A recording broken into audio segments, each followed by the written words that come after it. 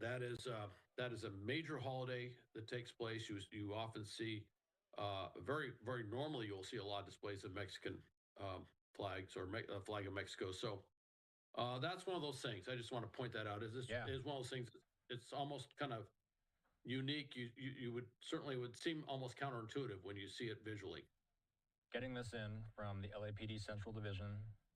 Sadly, they say at Broadway and 2nd, agitators are throwing rocks and other objects at the officers. How all this does is create more complications for the people that are trying to protest peacefully, and obviously it creates a whole lot of danger for not only the officers but also the people that are out there protesting. Correct, Hal? I want to say, yeah, not only that, but if they're throwing rocks and if, rocks, and then commonly they'll pick up bricks and throw those as well. Now you're into now you're into physical violence. Usually that's considered assault with a deadly weapon because a rock or a brick or anything like that can be used as a deadly weapon. And uh, and if it's being used in such a manner, obviously it is being used. And they can not only arrest those individuals, but they can arrest them and charge them with a felony, usually assault with a deadly weapon, or worse, depending on what happens. God forbid. So, and by the way, when they're doing that, it changes. It's no longer a protest. Okay, it's immediately the moment you have, and I do crowd crowd manager training for a variety of different things. Like in Las Vegas, I do a lot of crowd manager training, and there are certain things definitionally. If you have a big crowd in place and you see a few individuals doing, violence to property or persons, by definition, because that crowd is there in place, when you see that threshold get crossed, it has by definition become a riot. And it may seem a little counterintuitive as in that regard, because you normally think of a riot as a lot of people doing stuff. The reason is you have a highly agitated crowd, very energized, and once you see that threshold get crossed, it can really move exponentially through the crowd and become a very uncontrolled situation. So that's why a lot of times when they look at this, it would not be incorrect when they see stuff like that to say, okay, this turned into a riot. And you may say, well, it's only a few people throwing stuff. Yes, but you have an agitated, energized, crowd that could immediately turn and start picking up these same tactics, if you will, or picking up the same sort of approach towards dealing with law enforcement and, of course, dealing with the physical environment around them. And that's one of the reasons that you'll see law enforcement move very quickly with this. And of course, now you see someone holding up their hands, holding up a white shirt with kind of like a surrender thing or something like that. Well, that's fine. But if you see people on the other side, throwing rocks or doing something like that, or picking up sticks and charging or whatever, and I don't see any stick thing. I just kind of point that out as something they could do. Then that means that the crowd itself, despite that one individual, the crowd as a whole has kind of changed the threat assessment perspective of law enforcement because of what they're doing.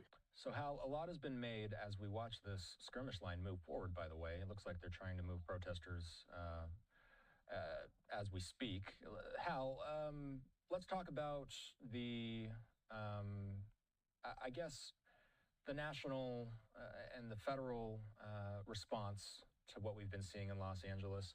A lot has been made about the deployment of the National Guard. A lot has been made about the deployment of Marines to Los Angeles. For those unaware, Hal Kemper is a retired Marine intelligence officer. To your understanding, Hal, up to this hour, what have those people largely been doing, the National Guardsmen and the Marines? Security, pure and simple security, protecting federal property and for protecting federal personnel. And that is not a unprecedented. I have to tell you, the use of the term unprecedented has been rather unprecedented, if you will. I've seen that headline constantly. I will tell you this: going back to the founding of the republic, military has been used for security and protection mission within the United States. That is not something unusual or strange. After 9/11, you may recall there were National Guard troops at the airports, armed, walking around. All right. and we've seen we saw them certainly at all the military bases. You saw National Guard troops. Guard troops can be deployed to federal property. What you're seeing is the National Guard in California, not the entire National Guard, but about 4,000 were mobilized and federalized, which means they were put under what's called Title 10 authority, which means they're federal troops. Now, the National Guard, just to clarify, is not the governor's personal militia. Yes, when they are not in federal status, they fill the constitutionally what's called the state militia. In other words, they give the governor a military force that they can use for a variety of purposes, to include if Governor Newsom wanted to use them to deal with the protests. Theoretically, he could. Not theoretically, he actually could activate under state active duty, under state funding. He could activate the National Guard and he could put them on the streets of Los Angeles. And not only could they be used for civil disturbance stuff, but they could actually potentially be used to conduct law enforcement missions under state authority. Under federal authority, they are limited. Under federal authority, there's a thing called the Posse Comitatus Act of 1878, which says that federal troops cannot be used for law enforcement. And that was something that came out of the Reconstruction period, where federal troops were being used for law enforcement after the Civil War. That is the law of the land. The only way to get around that would be the president would declare the Insurrection Act. And if it's an insurrection act, certainly it would be scrutinized very closely by the courts and Congress to make sure there was an actual insurrection that met the criteria to make that declaration. President Trump has used a lot of language, rhetoric, as has Secretary Hegseth and others, which basically has been interpreted that they were kind of considering invoking the Insurrection Act. I think President Trump may have even said he was absolutely considering invoking the Insurrection Act. To my knowledge, he has not done so, and the troops right now are guarding federal property. They're at federal courthouses, they're at federal buildings, they're at other federal property.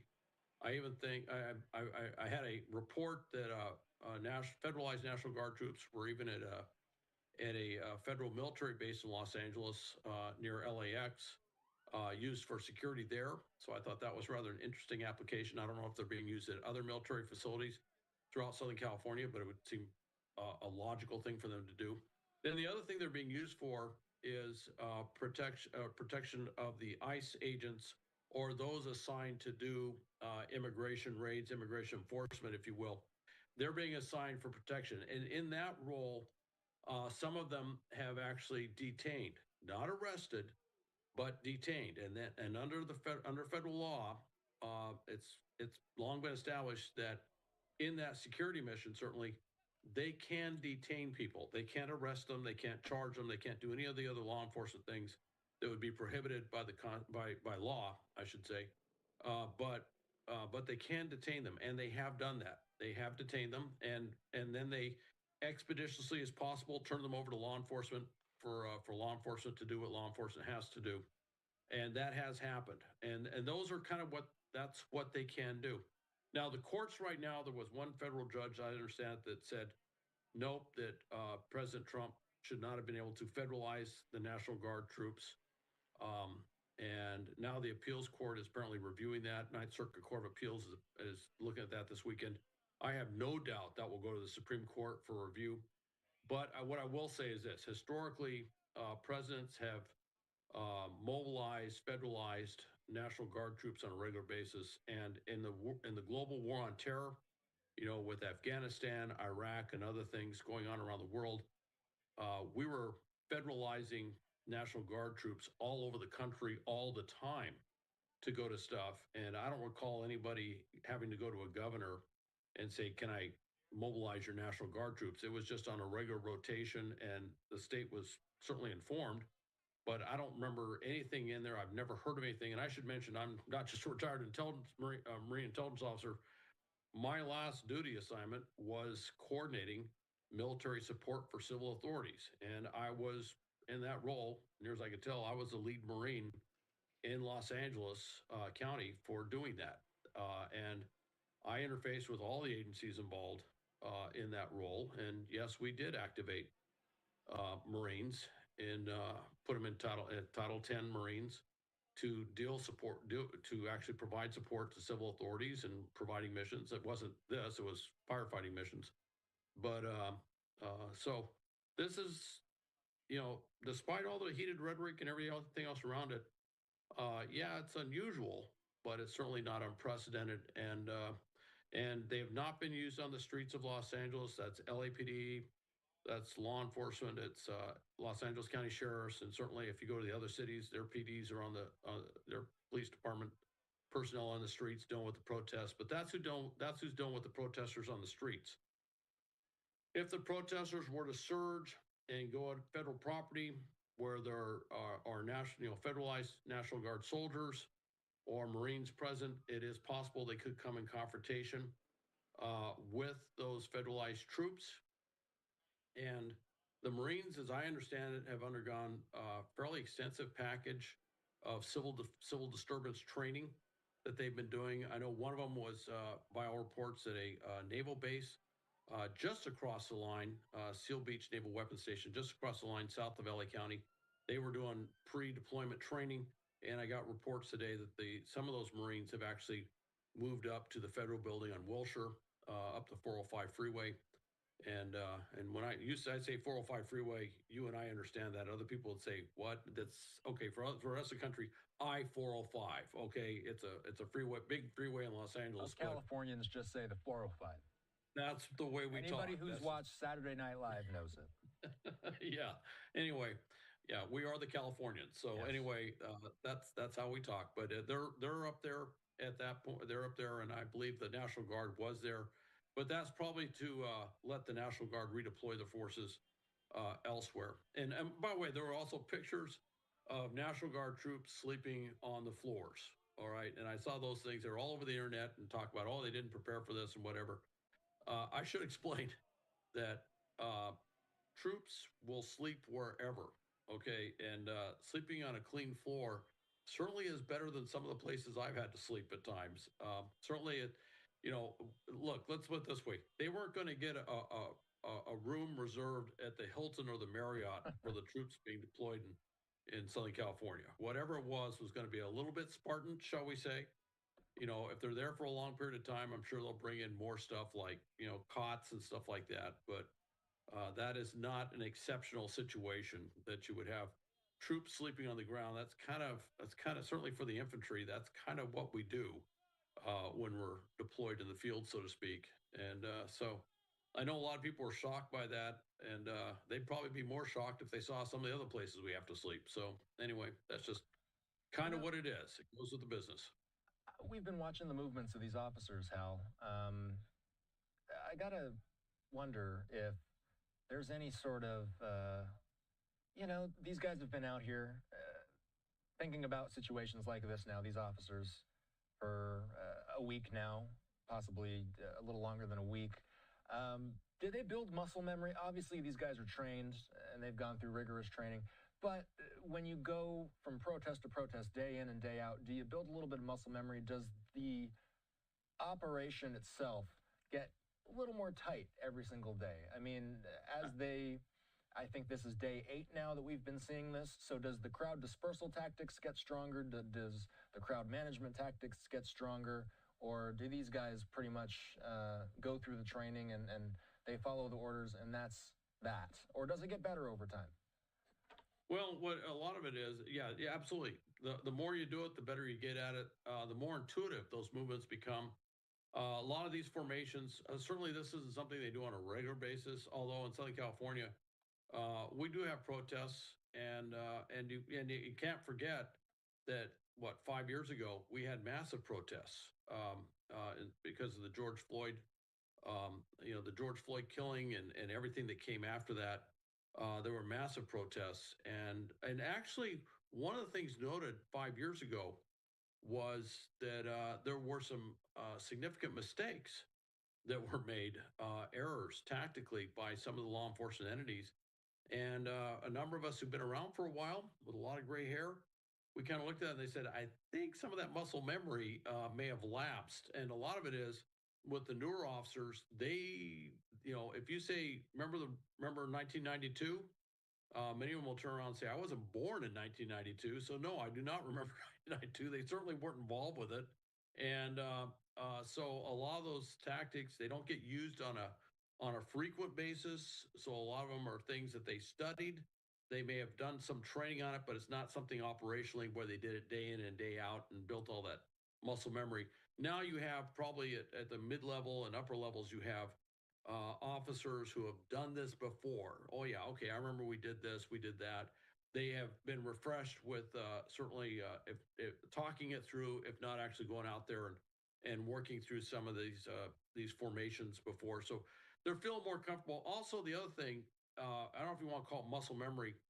I would call it basically threat appreciation or understanding, if you will, is that they're understanding this particular crowd. They're getting out there and seeing these crowds or seeing what these crowds do.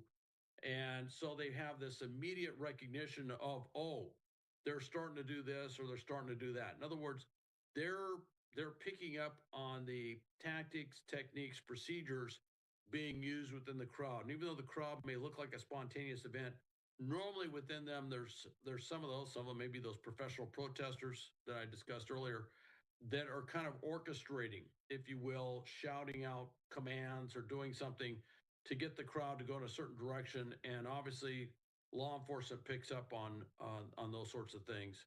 And so they can kind of more intuitively react, even though it's not necessarily the individual. It's not like playing ice hockey or something where you instantly know where to go in terms of positioning or whether to you know do an assist or something like that. It's one of those things where the folks in charge, everyone kind of knows what's going to be told to them, and then it is told to them, and they know how to react. So the other, you could call it muscle memory.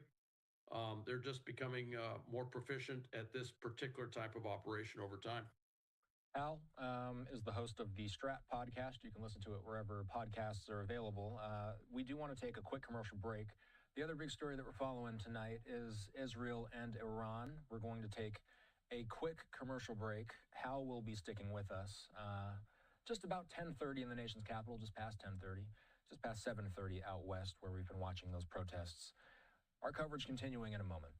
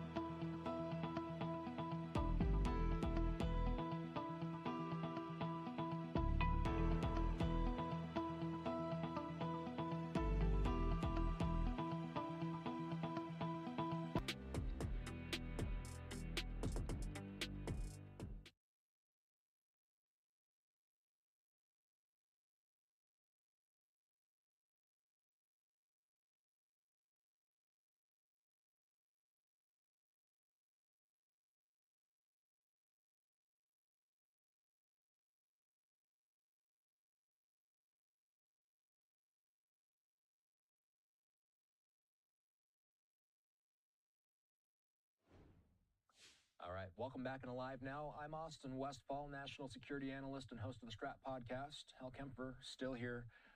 Israel and Iran have continued to trade strikes today, Hal. This story is not going anywhere. We asked our audience to send in some questions. This is something with intense interest, and ultimately we are a public service. This is what the viewers want to know. William in Bay Area, Kentucky says, how many nuclear sites does Iran have? And has Israel hit all of the sites? Is it clear, how many they have and how many have been hit?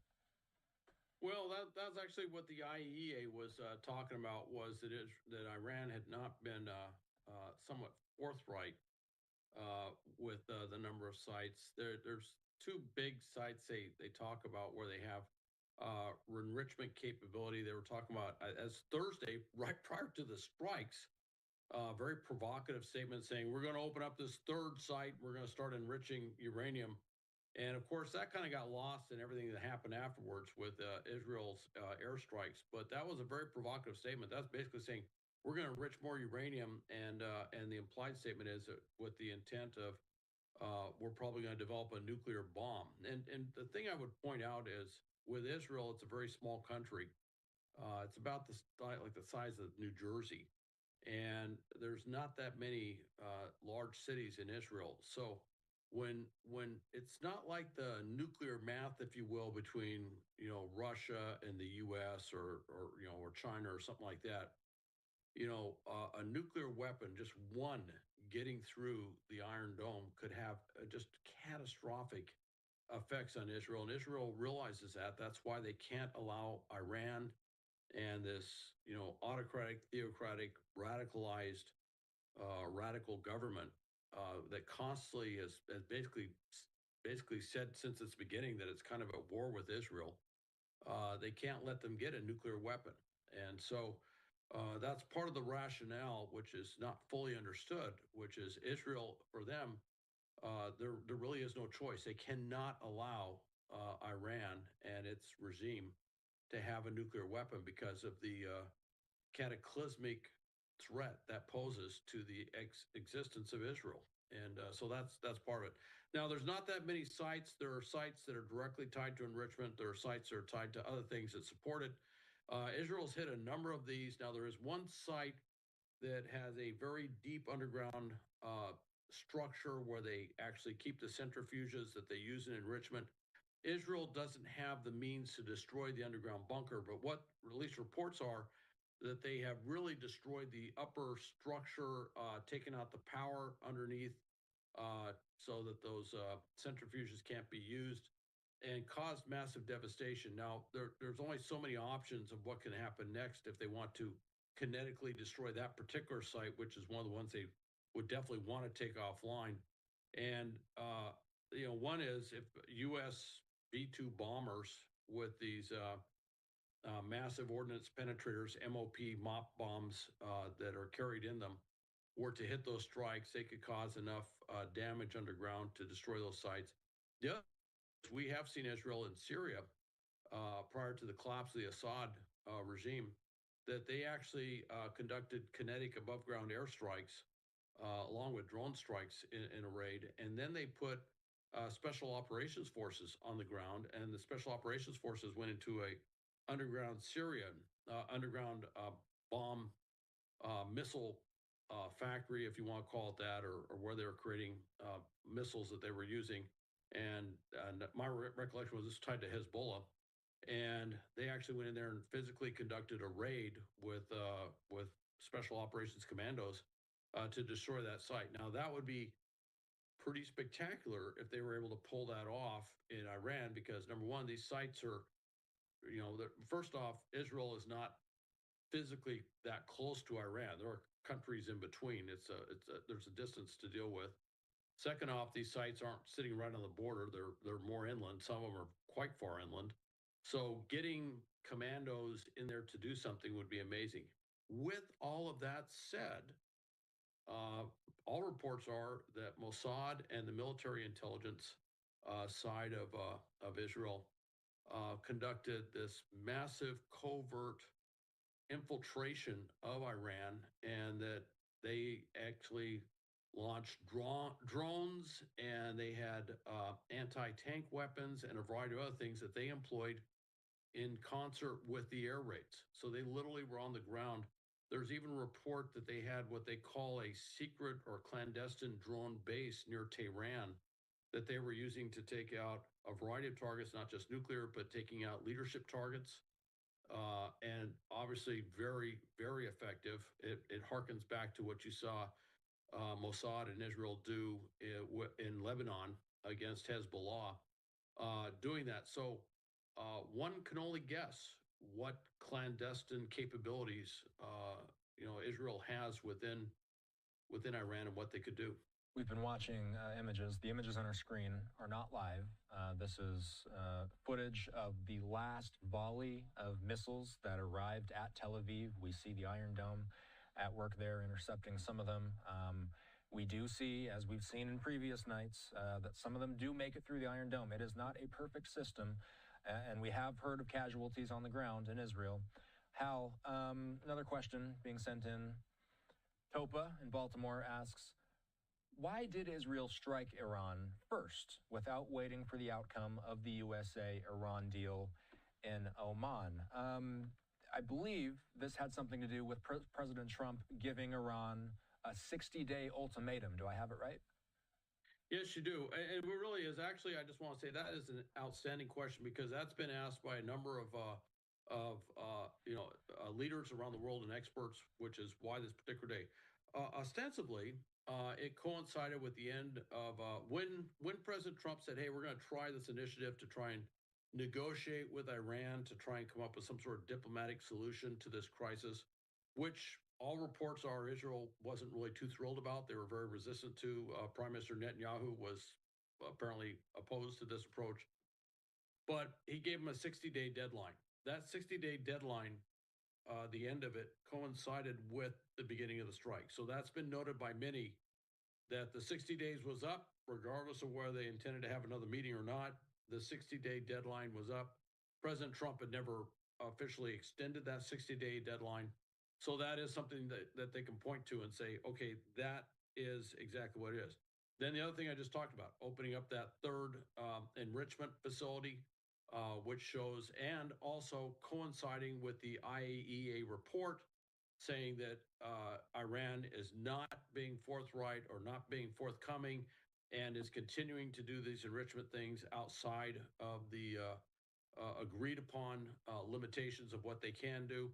Basically putting that international stamp on top of it. Although, with that said, it looks like the planning for this has been going on for years. Certainly the covert infiltration of Iran by Mossad, maybe others, had been a long-standing, long underway operation. Within that, although they may have just been waiting for, to set an exact date of whenever that would be activated, whenever it be used. But that was actually underway for quite some time. Then the other thing that we don't know, which is, was there something else going on? Was there intelligence that the Israelis had, which indicated, that constant thing, which is that Iran is within days of building a nuclear weapon, that if they ever decide to go that direction, they could literally put together a nuclear weapon within days. There may have been intelligence which indicated that Iran was going to do that. And then I go back to what I said about the vulnerability of the state of Israel to just one nuclear warhead getting through that system. The threat that poses for Israel. Iran getting a nuclear weapon has a certain existential quality to it, and they just simply have to go with the sort of maximum sort of approach, which is they have to take them out. They have to, in this case, they said it was a preemptive strike. By the way, not the first time Israel's done something pretty spectacular on a battlefield with a preemptive strike, I might point out, that they went in there preemptively to take out that capability. And also they took out a lot of the leadership. And I want to point out, whereas generally speaking, the reports are that kind of the Iranian people, if you will, are rallying around the flag that now they're under attack. The regime is a very unpopular regime. Over 80% of the population does not like the regime. They like to get rid of the regime. They've had multiple attempts on the streets of trying to oust the regime, not successfully, but they've tried to do so.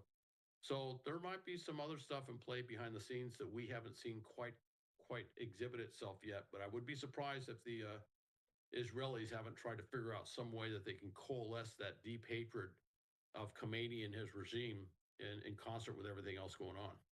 And Jason from New Albany asks something in that vein. Will Israel cease operations for anything less than a regime change, Hal?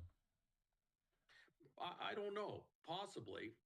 It would have to be something with really strong guarantees, sort of absolute guarantees that Iran would never be able to make a nuclear bomb, which, by the way, that particular uh, Israeli condition mirrors up completely with the U.S. position, which is Iran cannot develop a nuclear weapon, and I think the European states would.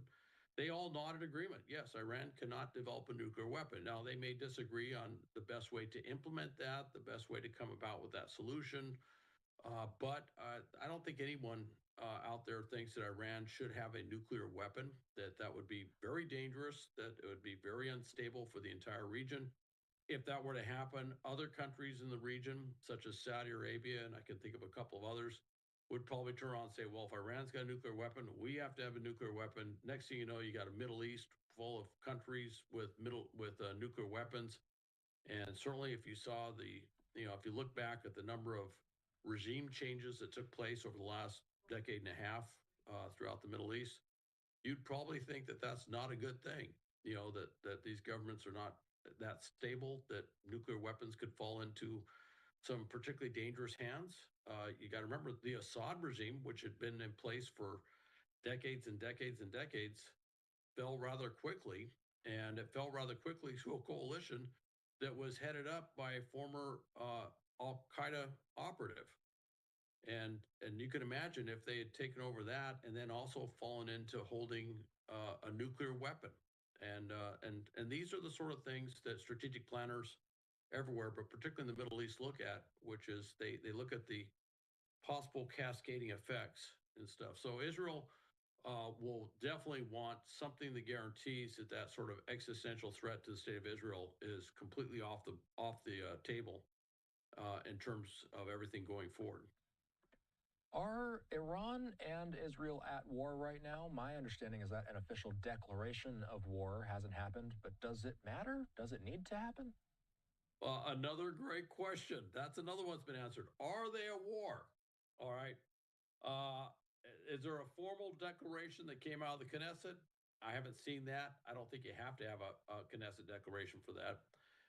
But I will tell you this: Khomeini, first off, as a standing thing, I don't know if Iran has said they're never not at war with Israel. They've been saying that for decades. There's a constant, rhetorically speaking, they kind of see this the eternal flame of conflict with Israel. All right. But Khomeini did come out after this happened and basically, at least the way I interpreted what he was saying, I was like, if that's not a declaration of war, someone's going to have to explain to me what he just said. It looked pretty much like he was saying they were at war. So as far as I can tell, they are at war. All right. Now it may not have all the legal nuances of the legislative bodies of each country, passing a resolution declaring a state of war.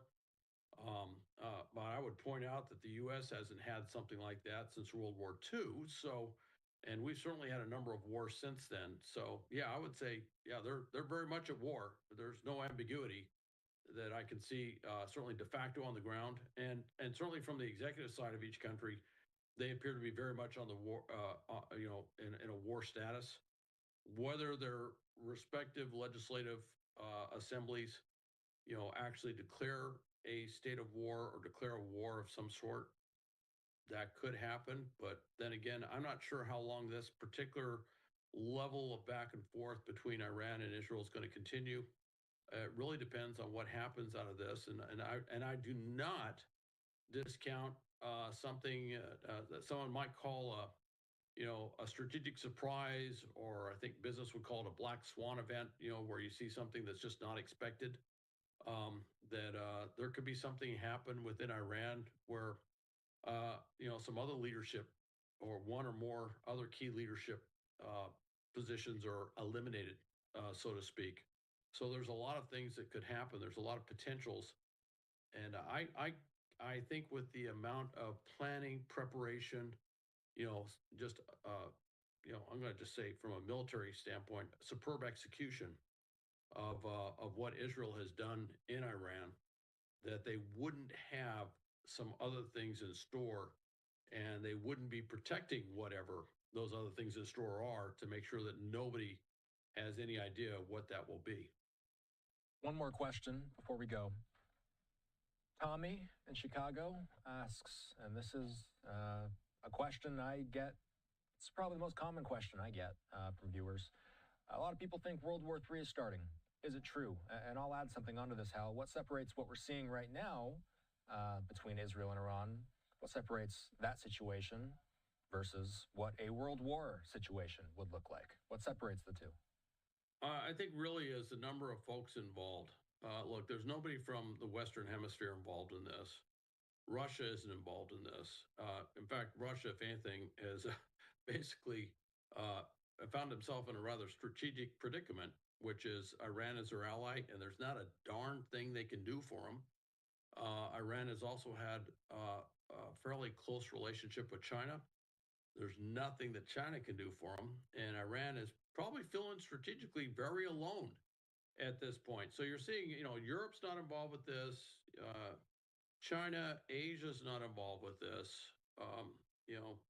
Russia's not involved with this. Right now, for the most part, it's simply between Israel and Iran. Iran has threatened to attack other countries in the region. They've threatened to attack the U.S. bases over there, and that's why we pull all of our personnel out of those U.S. bases over there. They threatened to attack other countries that have been providing air defense support. Reportedly, or at least there are reports that Jordanian air defense was used to take out some of the drones, maybe some of the ballistic missiles. I don't know, but definitely some of the drones. And they have not attacked these other countries. So I'm just not seeing what I would consider World War III. And when that I do these nationwide webinars on again, and one we do over and over again is we talk about conflicts, but we talk about a world of wars as opposed to a world war, which means there's a number of conflicts around the world, but there's not one big conflict. It's not one world war. So I don't see this as the start of World War III. Now things could change. What was the start of World War II? Historians kind of debate that as well. As when was the actual start? From a U.S. perspective, we would say, well, December 7th, 1941, when the Japanese attacked Pearl Harbor. I can tell you from a French, British, or probably a Czech perspective or a Spanish perspective, would be very different. Certainly, if I was in Manchuria, I would have a very different start date for World War II. So it really just depends on when you pick the actual start date. But certainly, there is a lot of conflicts going on throughout the world. And this one in the Middle East just ramped up tremendously, well beyond what it was before. But we'll see how long this intensity of conflict lasts. Hal is the host of the Strat podcast. What's coming up on Strat, by the way? Well, we'll be talking about Iran. That's going to be a big discussion, and we're probably going to be making a few allusions to what's happening within the United States, like what we just discussed with Los Angeles as well. Hal, as always, can't thank you enough for coming on and being generous with your time. We will talk soon. All right. Thank you, Austin. So, while we've been talking to Hal about the Middle East, we've still been watching images like this in Los Angeles. Live vantage point. In fact, let's turn the audio up. I'm curious if we can hear anything. We're 8 minutes. Yeah, we're still hearing some of the reports there. The reporters that are on scene. I think we have another vantage point where we might be able to...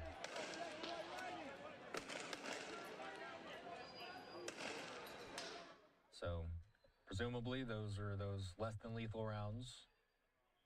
Police are working with, it seems, moving this crowd of people further down the road. We don't have an exact locator on this, but we do know that we've been seeing the majority of the activity in downtown LA. Let's listen for a bit longer.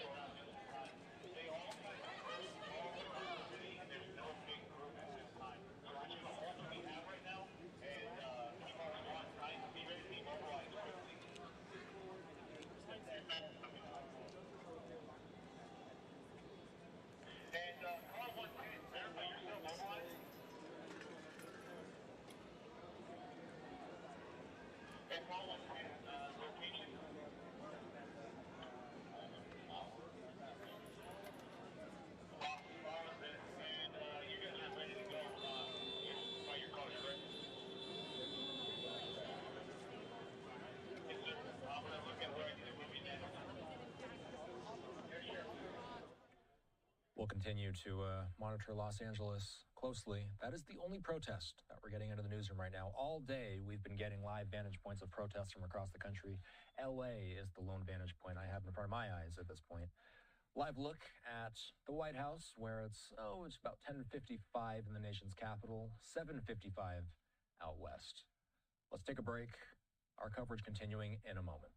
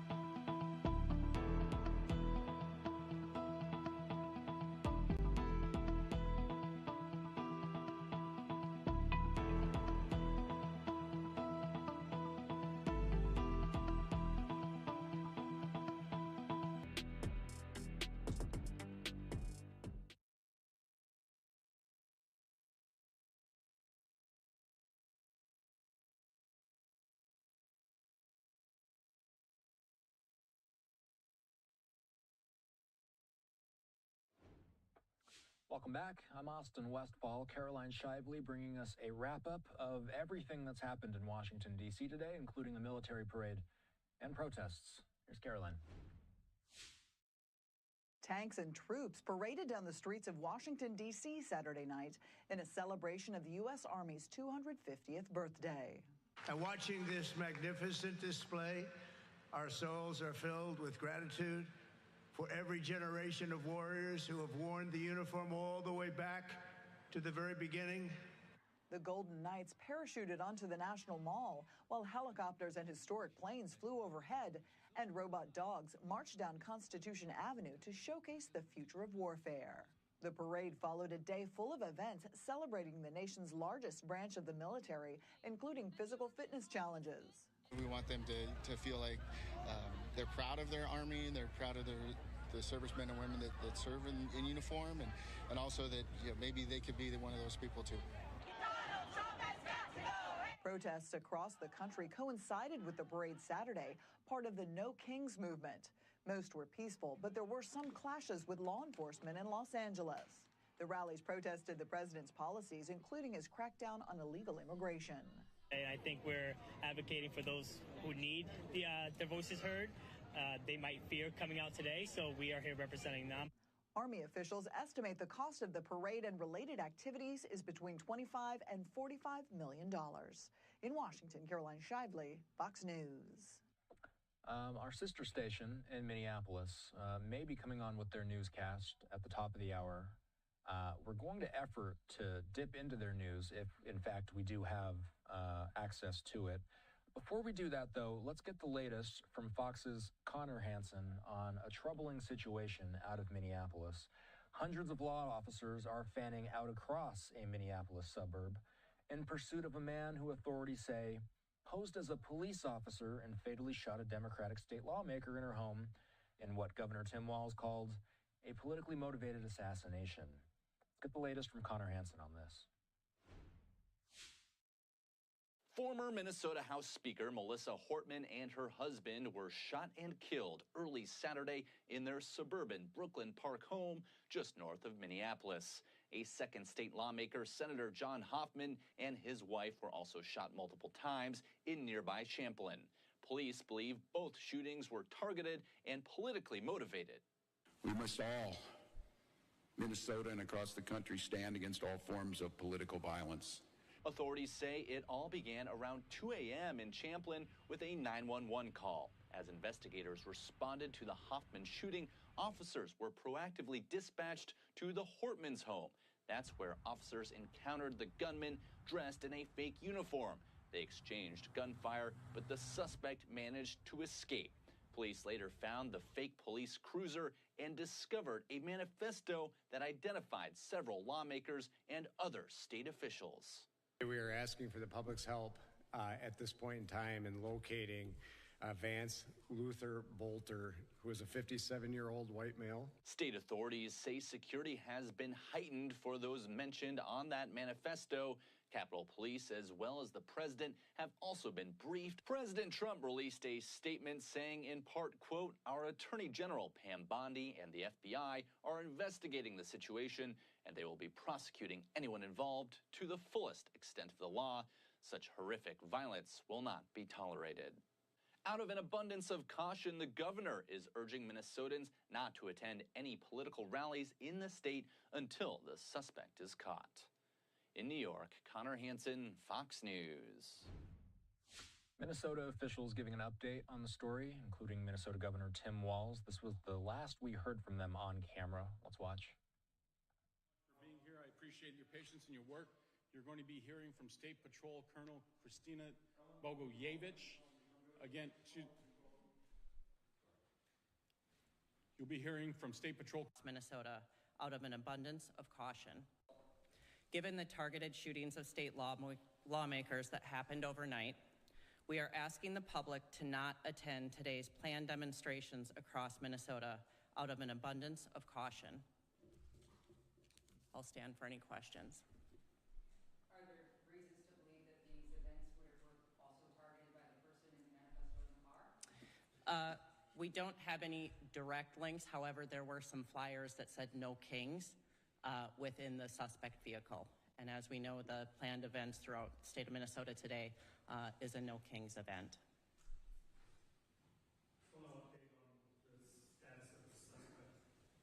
I don't have any information on the ongoing investigation right now. On the list of targets, for lack of a better term, are all of the people on the list, have they all been notified, and do they have law enforcement presence with them? Again, that is part of the investigation right now, so I'm not going to answer those. Thank you.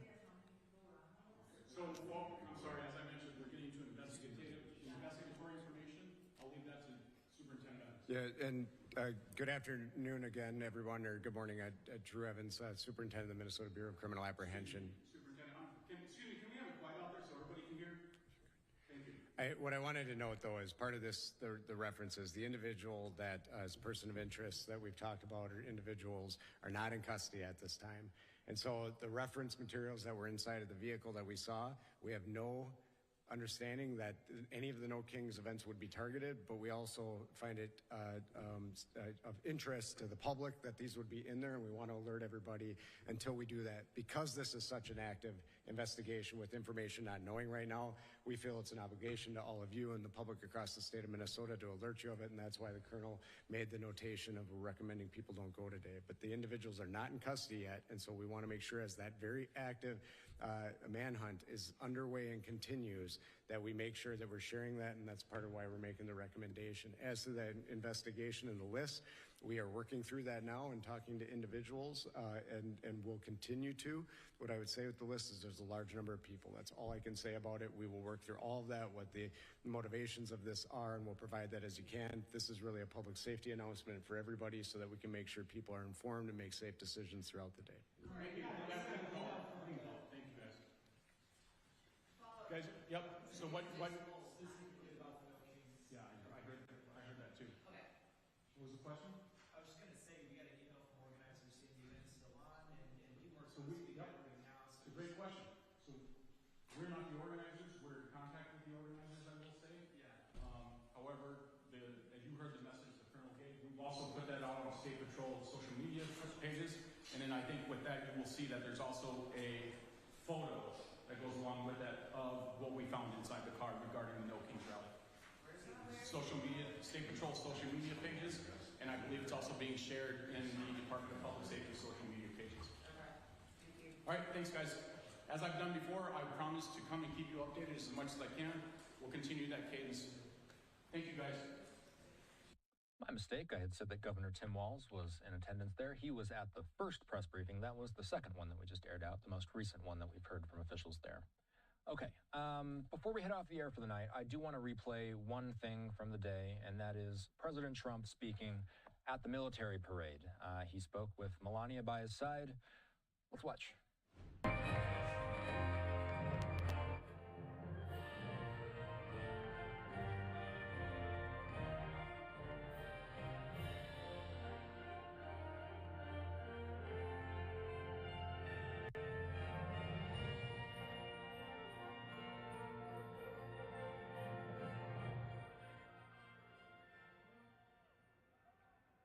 Thank you very much, everybody. And thank you to Vice President Vance. And thank you to our wonderful First Lady.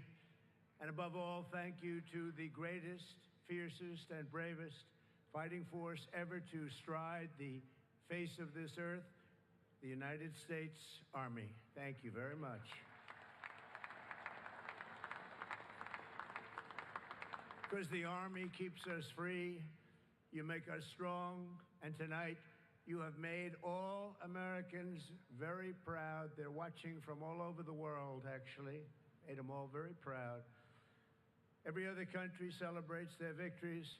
It's about time America did too. That's what we're doing tonight. And watching this magnificent display, our souls are filled with gratitude for every generation of warriors who have worn the uniform all the way back to the very beginning. So to every veteran across our land and right here in our nation's capital, including 6 recipients of the Congressional Medal of Honor, we love you, we honor you, and we salute your noble service to our flag and to our country. As we celebrate tonight, we also think of the hundreds of thousands of Army soldiers who have made the supreme sacrifice for our nation and selflessly laid down their lives in every war, from the Revolution to the War on Terror. To the Gold Star families with us today, the courage of your heroes is the bedrock on which our entire nation stands. We thank you. Yes, we thank you. Today we commemorate an event that did not just change American history, but changed the history of the entire world. With the creation of America's Army on June 14th, 1775, liberty got its shield and the freedom got its sword. Those first Army patriots in the American Revolution fought against a fearsome enemy and impossible odds, but they were armed with a righteous cause. They were led by an indomitable commander, a truly great man, General George Washington, and they were united by an eternal creed. Their motto was victory or death. Over the past 2.5 centuries, our warriors have shown unrivaled valor on fields of battle around the globe. With the frostbitten feet and bloody fist, they have marched into the flames and fury of combat, charged up mountains, stormed beaches, waded through torrents of gunfire, and leapt into skies thick with smoke and shrapnel. The U.S. Army has driven bayonets into the heart of sinister empires, crushed the ambitions of evil tyrants. Beneath the threads of American tanks, it's done so well, it's done so much, and sent the devil himself flying into full retreat. Time and again, America's enemies have learned that if you threaten the American people, our soldiers are coming for you. Your defeat will be certain, your demise will be final, and your downfall will be total and complete.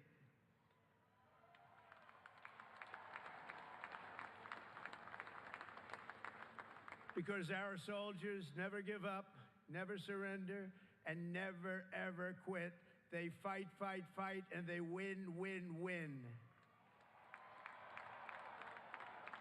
And that's why no institution in history has entered more names into the roster of American heroes than the U.S. Army, the Congressional Medal of Honor, more than anyone or anything.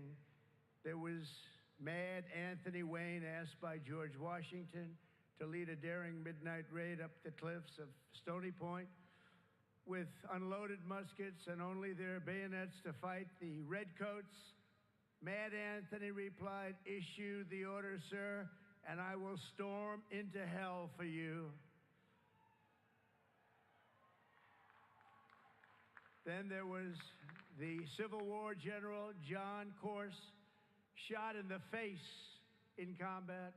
He fired off a message to his commander: "I am short a cheekbone and one ear, but I am able to whip the hell out of all of them."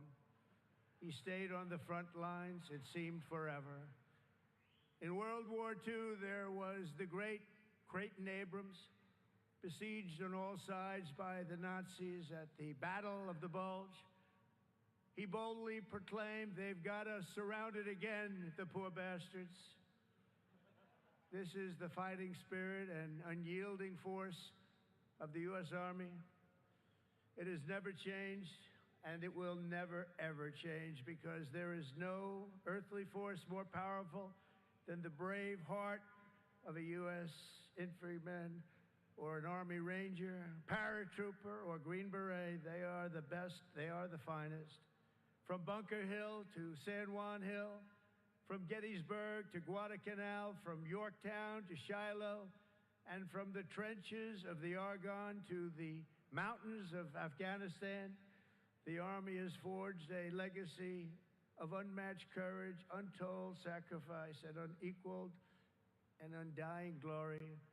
Our soldiers have poured out their blood by the bucketful on Missionary Ridge and Heartbreak Ridge, on the sands of Sicily, Normandy, and the Philippines, and on the dusty streets of Da Nang, Baghdad, and Fallujah.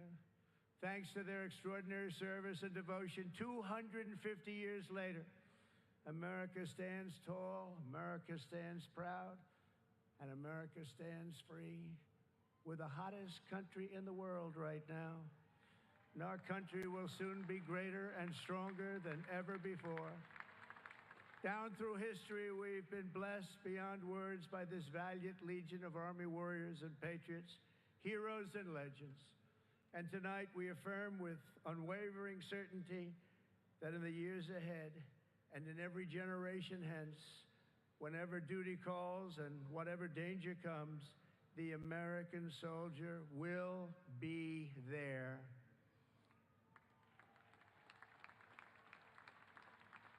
No matter the risk, no matter the obstacles, our warriors will charge into battle. They will plunge into the crucible of fire, and they will seize the crown of victory, because the United States of America will always have the grace of Almighty God and the iron will of the United States Army. Congratulations to everybody. We love our country. We've never done better. Thank you. God bless you. God bless the Army, and God bless America.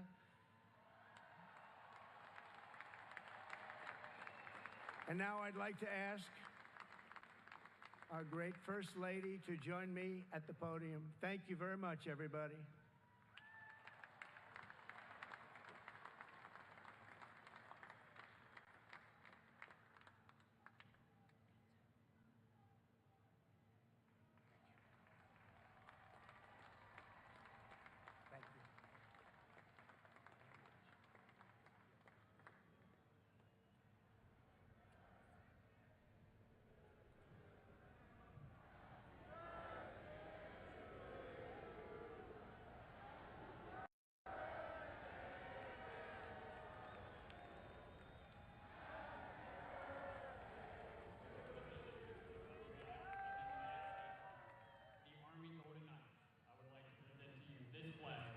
Flown over our nation's capital in free fall during the Army's 250th birthday celebration.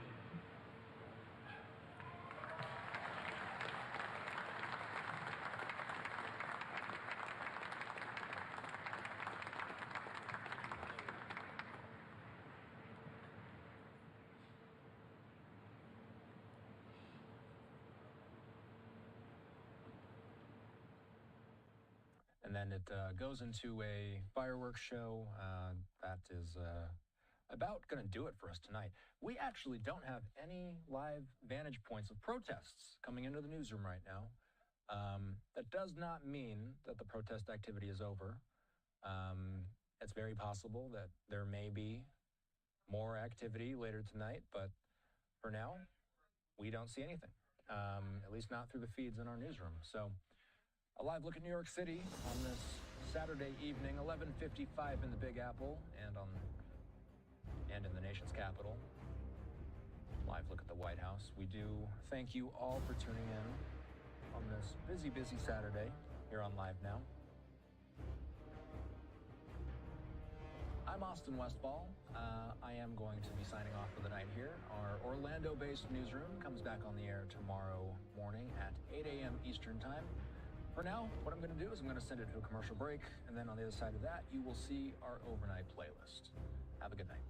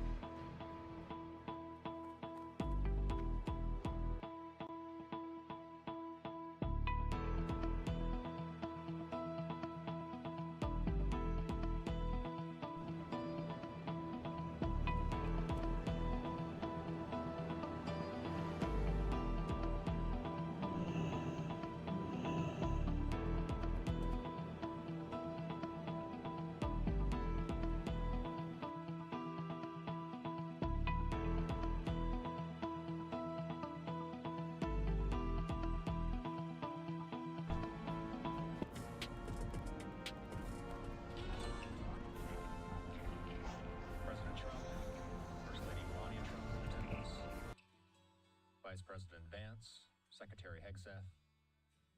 Millions of pounds of military hardware rolled down the U.S. Capitol's streets. This is the largest military parade the city has seen in decades. And there's their closing slate to wrap up the event. We still have a live vantage point of the stage itself. Standing by is my friend and presidential historian, James Robinault. He's been watching this along with me today. And James, you and I discussed the idea of doing this interview after the parade. You and I have been discussing this for weeks at this point, and I know you researched the history of the Army in preparation for today's segment. Did anything stick with you during your readings? Let's talk a little bit about the Army. That's what this was all about, after all. Yeah, we'll talk about why people feel conflicted about this particular event, but I think most people deeply admire our military and the Army. And the one thing I'll say, Austin, is that it's interesting as I watched all the testimonials that they played of different people talking about it, a lot of them talked about their family being in the Army for generations. And I think to a lot of people, the Army is like family. So this is very much a birthday party and a family type event for many people. It is for me too. My ancestors were in the Continental Army. And then I had two great-grandfathers who fought in the Civil War for Ohio Volunteer Infantries. One of them was Timothy Patrick Kelly, who was an Irish immigrant who came over because of the famine and then enlisted. And then my mom and my dad were both in the military in World War II. My dad was in the U.S. Airborne, very much a band of brothers kind of guy. His group came in to Europe right after the Battle of the Bulge. And my mom was a Navy Wave who went to help with the Navy administration. So this stuff, I think we can talk about the reasons people are conflicted about this particular event. But the Army itself, I think there's pretty universal admiration. And it's also so interesting to me that this feels like so many people talk about their family being involved in the military generation after generation. Do you feel like our country's history is sometimes forgotten by the newer generations, like the fact that the Army is 250 years old? Do you think there's lots of young people who are learning that fact today? Oh, undoubtedly, and I think there are a lot of older people too, who don't know that we had an Army a year before the Declaration of Independence, which was pointed out as in one of these videos that they showed. And so I do think a lot of people are unaware of the history of the Army and of its sacrifices and its troubles and everything that it went through in our country's history to get us to where we are now. But I think that most people still instinctively have this admiration for people who have served and who, take on our adversaries and keep us free. I think people feel about that, but they really need to understand in more depth what the Army, where it came from, where it went through, what it went through, and what got us to today. So you no doubt saw many of the images that we've been showing for the past few hours. Army members marching down the streets. We saw not an impossible, but almost lots and lots of military hardware, including images like this. You mentioned why there's been a lot of discussion about an event like this. James, what are you alluding to? Yeah, so I think that people are uncomfortable with the fact that this coincides with President Trump's birthday. They see it as kind of a backdoor way to celebrate his birthday and to marry his leadership to the Army in a way that makes people uncomfortable. So I think that's one of the things. And I do think that what happened in Los Angeles last week, where we had military forces sent there, in this case it was Marines, not Army, but military forces and National Guard to deal with protests when the governor and the local officials did not want them there. So I think that obviously we saw protests all around the country today about that, and so that begins to obscure a little bit, the anniversary celebration here, which is an important anniversary, but maybe it would have been better to have. No! Curse that Iron Man! I sent him a load of blast powder weeks ago, but he's made no mention of it in this report. So, where did the blast powder go? If Iron Man still needs blast powder, then by Magni he'll have it. I sent the approval on ahead with a messenger to Jörn Hornhelm in Felsen. He'll prepare the powder and other supplies to take to Iron Man. And one more thing, I want you to personally see that the shipment of powder reaches its destination. The last one didn't, so keep your mind sharp and your eyes open. And what we've seen when there are military parades outside of, you know, holidays like 4th of July and Memorial Day, in some inaugurations, we can talk about that too. Outside of that, military parades in our country have always been after military victories. So the Grand Day of them all is the Grand Review after the Civil War, which was a two-day affair in Washington, marching down in front of the White House. Andrew Johnson was then the president, newly installed because of Lincoln's assassination. General Grant sat with him. General Sherman sat with him. And the parade was 2 days long. The first day was the Army of the Potomac, which is the Eastern Theater of the Civil War. And the next day was Sherman's Army, which was the Western group. But it's like 150 to 200,000 troops passing by. This, my ancestor, Timothy Patrick Kelly, was there. I've got the records of him being there for that. So that was, you know, known as the Grand Review. It's the biggest of all time. It is, you know, one that will never be repeated with that sort of length and time involved. But then we get to, you know, the First World War, and there were parades in New York City. New York City has a lot of these parades, and Washington, both at the end of the war in September of 1919. Then we get to the Second World War, and in 42, when we're just getting into the war, there was a big parade in New York City, about 30,000 troops as we were getting into that war. And then at the end of the war in 46, there was another big parade. So those were all after victories. Now, the one thing you'll notice is there are no military parades after Korea, because that was considered a stalemate. There's certainly no military parades after Vietnam, because that was considered a defeat. And in fact, that one famous movie, Born on the 4th of July, is kind of about that whole issue, if you remember. And then, you know, we get to Afghanistan and Iraq. Those have not had military parades. The last time we had a military parade after a victory was the Gulf War, 1991 in Washington, D.C. So that's how long ago it's been. And that was after that very quick, you know, 100-hour war that we had to get Saddam Hussein out of Kuwait. Some people said, you know, the parade lasted longer than the war did, but that's the last time we did it. So what's unusual is we're doing the parade now without any, it's not tied to any military victory per se. It's just tied to the fact that we have a standing army and that we admire our army. So there is a real difference about doing it in this way, and I think it's another reason people feel uncomfortable. It's just not a tradition in our country to have military parades like this. It is, for example, Austin, you know, every year affair in France with Bastille Day, which is where Donald Trump saw that military parade in his first term in 2017 and became enamored with the idea, tried to do it in his first term. His people told him not to for the reasons we just talked about. And so now he's getting what he wanted to do from that first term in this military parade.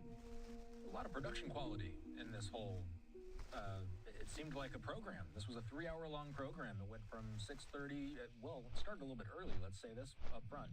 There were some worries that it was going to rain out. There was a bunch of rain expected to dump on it. There was even some discussion about whether or not we would see the fireworks show at all. But this was a heavily produced and no doubt expensive endeavor, James. Yeah, and that's another thing that troubles people is spending this much money when we have Doge trying to eliminate fraud, waste, and abuse. Now, my own feeling is that $25 to $45 million, relatively speaking, given the importance of our Army to our history and so forth, is, to me, understandable on one level. But I think that also troubles people that we have that much money spent. Especially, I think people were more unhappy about bringing all the hardware that might tear up the streets, but it also just gives this appearance that we're trying to look a little bit like North Korea, a little bit like Russia, you know, showing our hardware when we don't need to. I mean, we definitely are known as the best, military in the world, and we are far ahead of everybody else. We don't need to have show parades, and that is an issue that some people also grappled with. But I think from the production standpoint, the Army obviously spent a lot of time working on it. It had kind of almost a Hollywood Disney type Light be atmosphere. with you. They even started Austin playing rock music at one point, which I thought was kind of a little bit interesting. And some of these guys waving like they were in a Rose Bowl parade. It's just a mixture of things that I think are, some people I'm sure love this, and a lot of people I think understand the importance of celebrating the Army, but I think a lot of people found different parts of it disturbing. I heard instrumental versions of Metallica songs, a Guns N' Roses song. I heard Barracuda at one point. There were a lot of songs. There was the instrumental versions of them, though. We saw some live country music. Go ahead. Yeah, no, I was just going to say, I started listening. What are they doing this for? You hear, it's not military music, but I have to tell you, I think I understand why they did it. This was a huge recruiting tool, and they want to appeal to younger people who will see this as, cool to be in the Army. And so I think that was deliberately thought out, and I think that's why you heard that sort of music, which I think, probably Donald Trump didn't even understand why they were doing that music, but I think the Army did. You need a lot something? of their videos in this A thing succubus were is meant a to devourer of souls, destroyer of hearts, and both dominator of which of are minds. important. And if It you're going knows to spend this nothing kind of but money, evil. you This know, some is a bang for creature your you will buck, learn to summon and control, but it cannot be brought into our world get some without a recruiting stimulus. out of it. The symbol of love It's is bait important that that we will recruit surely the answer best your call. for our Then Army, you and can I think defeat it that and was why make they it were your playing tool. It will be rock hard to music. find something of this nature, though. That was one of my You should questions speak for with you. Tacker Was the gonna be, Seer. You will find him in the Barrens of sources that you Calador talk near to, Camp Tarajo. connections that you have. I'm sure you've talked about the idea of this parade with lots of people that you're connected with. Have you heard Light that there is bless an appetite from some people, whether it be military veterans, whether it just be supporters of the Army, whether it be people who want to see enrollment numbers go up? Have you heard that from anybody? Yeah, I mean, I think I have heard that people very much think that it's important to look at, and one of the things I like about this parade is that they went back and they did have, the Continental Army represented, and they did have the various stages of the military represented. So in that way, it very nicely tied the Army with our country and its striving to be free, and there was a lot of mention of democracy. There was mention of, have taken an oath swearing allegiance to the Constitution. So to that extent, I was pleased to see that, because I think a lot of people are worried that that President Trump was trying to tie this to his birthday and to an allegiance to him, which is very un-American, although he is the commander-in-chief. So, I think a lot of people in this last week have been, very conflicted because there's so much going on, including these assassinations in Minnesota. cannot command It's just a lot of people are feeling on edge right now. And another time, another place, I think this would be comforting to a lot of people and they would enjoy it a lot more. But I think it's the context right now that's causing the consternation. We can't talk about this parade without mentioning the fact that around the country, we've been seeing images like this. This is a live vantage point in Los Angeles, I believe. I believe that's the LA Sheriff's Department. We just had a feed drop on us of protests in DC proper as well. Lots of vantage points of police scenes across the country. James, when we talk about the last week or so, we've been seeing lots of anti-Trump protests. We've been seeing lots of anti-ICE protests. Today, there was a nationwide movement, if you will, called the No Kings movement. This was a idea centered around the idea of repudiating the Trump administration. What's your reaction to some of the people that have been mobilized in basically every major metro around the country, it seems? My own thought is that there's a very grassroots element to this. In every movement like this, there are going to be agitators and provocateurs and people who have their own agendas. For example, people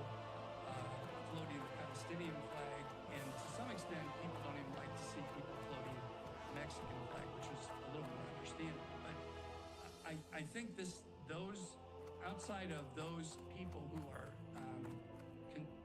agitating in a certain way, what I see in these numbers is a very big grassroots element that says, don't just take people off the streets and deny them due process. That's very un-American. And don't send the military to quash protests that are essentially peaceful. Now, obviously, everybody wants to have secure borders.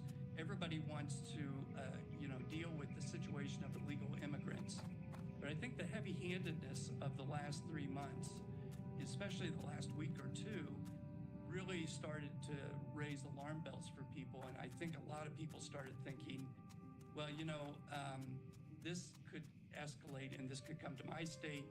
And so that's why I think you see people in every city around the country coming out in very large numbers. Those people, that's grassroots. There aren't always agitators, but those people seem to be mostly grassroots. James, I mentioned the idea that we saw protesters in D.C. moments ago. This is what we saw moments ago. This is not live. This is playback of some of the protest activity that we saw in D.C. Just moments ago. Obviously, we expected there to be some sort of protest in the area, not too far away from where the military parade was taking place. So this is D.C., and then let's go to Los Angeles. So we've got images of protests on both coasts. James, where do we go from here? I always like to move ahead when we talk about any subject. And I guess my question here, as far as moving ahead goes, what main threads are you following with the Trump administration? You're joining us during one of the busiest news days I can remember during the Trump administration. There is these nationwide protests. There's all the anti-ICE raids that have been going on in Los Angeles. There's, in the background of all this, the Israel and Iran conflict that's now seeming to get more and more intense. What are you watching for in the week ahead? Well, the thing I found most interesting, Austin, was President Trump saying that essentially he's going to walk back some of these ICE detentions with farmers and others in the hospitality industry. That's a huge change. And it seems to me that I think he was becoming aware of the fact that ICE was going too far in pulling people out of industries where they are needed. And I think if we can stand back and start to ratchet down a little bit some of these efforts, and also respect the courts as they tell, the administration what to do, and not tell the administration what, but as they rule on what the administration is doing to try and, keep things from getting out of hand where people just don't feel secure about what's happening with federal officers. That's got to happen, because I think that, otherwise we're going to have increasing chaos in the streets and increasing protest. And one of the problems about that is from our own history, when the Vietnam War was raging and we had protests, you saw what happened when the military turned on students at Kent State University here in Ohio, not far from where I'm sitting, and, killed 4 of them. So we've got to keep it under control. We've got to keep the military, to the extent we can, out of it. We've got to let local law enforcement handle it. And if they can't, that's a different story, but they seem to be able to. And we've got to have people on all sides remember that this has to be nonviolent protests, or, you're not going to have the leeway of people saying that the military shouldn't get involved. If they see violence, it causes a backlash. And so I think if we can keep temperatures cool, that's what I'm hoping for. And as I say, that signal of President Trump saying he will not go after, some of the farm workers and so forth, hopefully that will extend further to, there's a lot of immigrants that we need in our workforce. And so maybe that will temper things. We'll have to see. We hope to see a calm night here as we go into the evening hours here on the West Coast. James Robinault, as always, we appreciate your insight. Take care. Have a good rest of your weekend. Okay, Austin. Good to see you. Good to see you.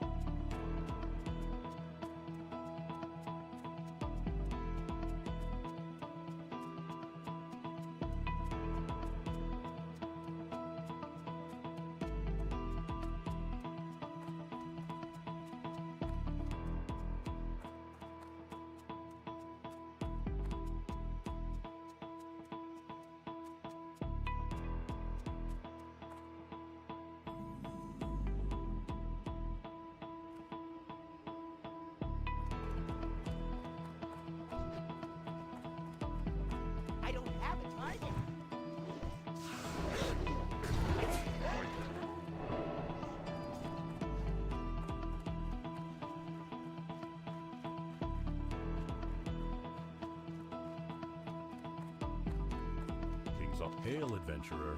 I am charged to patrol this stretch of road. Although the road is safe for now, I've seen knoll encampments to the north and east of here. Lakeshire must know of the gathering knoll force. Report to Deputy Felden in Lakeshire and tell him of the knolls. Do this, and I'm sure Felden will offer you a scout's wage. Felden's usually inspecting the area south of the bridge to Lakeshire. We have been checking in with analysts and experts almost non-stop since we saw Israel and Iran. First, it was Israel striking Iran, targeting nuclear facilities, ballistic missile facilities, high-profile military targets, as well as high-profile scientists as well. You're looking at a live vantage point of Tel Aviv right now. The time is 4:39 in the morning, Israel Standard Time. We do have Mark Dubowitz standing by. He's the CEO of the Foundation for the Defense of Democracies. Mark is here with me. And Mark, as always, we appreciate your time. There is so much going on around the world. We were just watching the protests. We had to get an update in on Israel and Iran. For folks that have been watching the military parade and now the protests, they've been watching that for the past 3 or 4 hours. There are Red Ridge knolls at close nest. They may be poised to advance into our homeland. Soon, the people of Lakeshire may not be the only humans under siege. Here is your pay, though you bring us dire news. And it comes at a bad time, for we are ill-equipped to deal with it. We don't have men to spare, but something must be done about those knolls you reported to me. Scout Southern Red Ridge for knolls. Harry them, kill those you can, and report back to me with a count of their numbers and an assessment of the threat they present. You may find those knolls camped all along the southern road of Red Ridge. Do this for the Stormwind Army, adventurer, and you will be rewarded. The Blackrock clan must be destroyed. The enemy has invaded our lands. These mountains fall under the sovereign right of the King of Stormwind. Our sources tell us that the leaders of each unit within the clan are known as champions. You'll find them in their encampment to the north, just west of the road to the Burning Steps.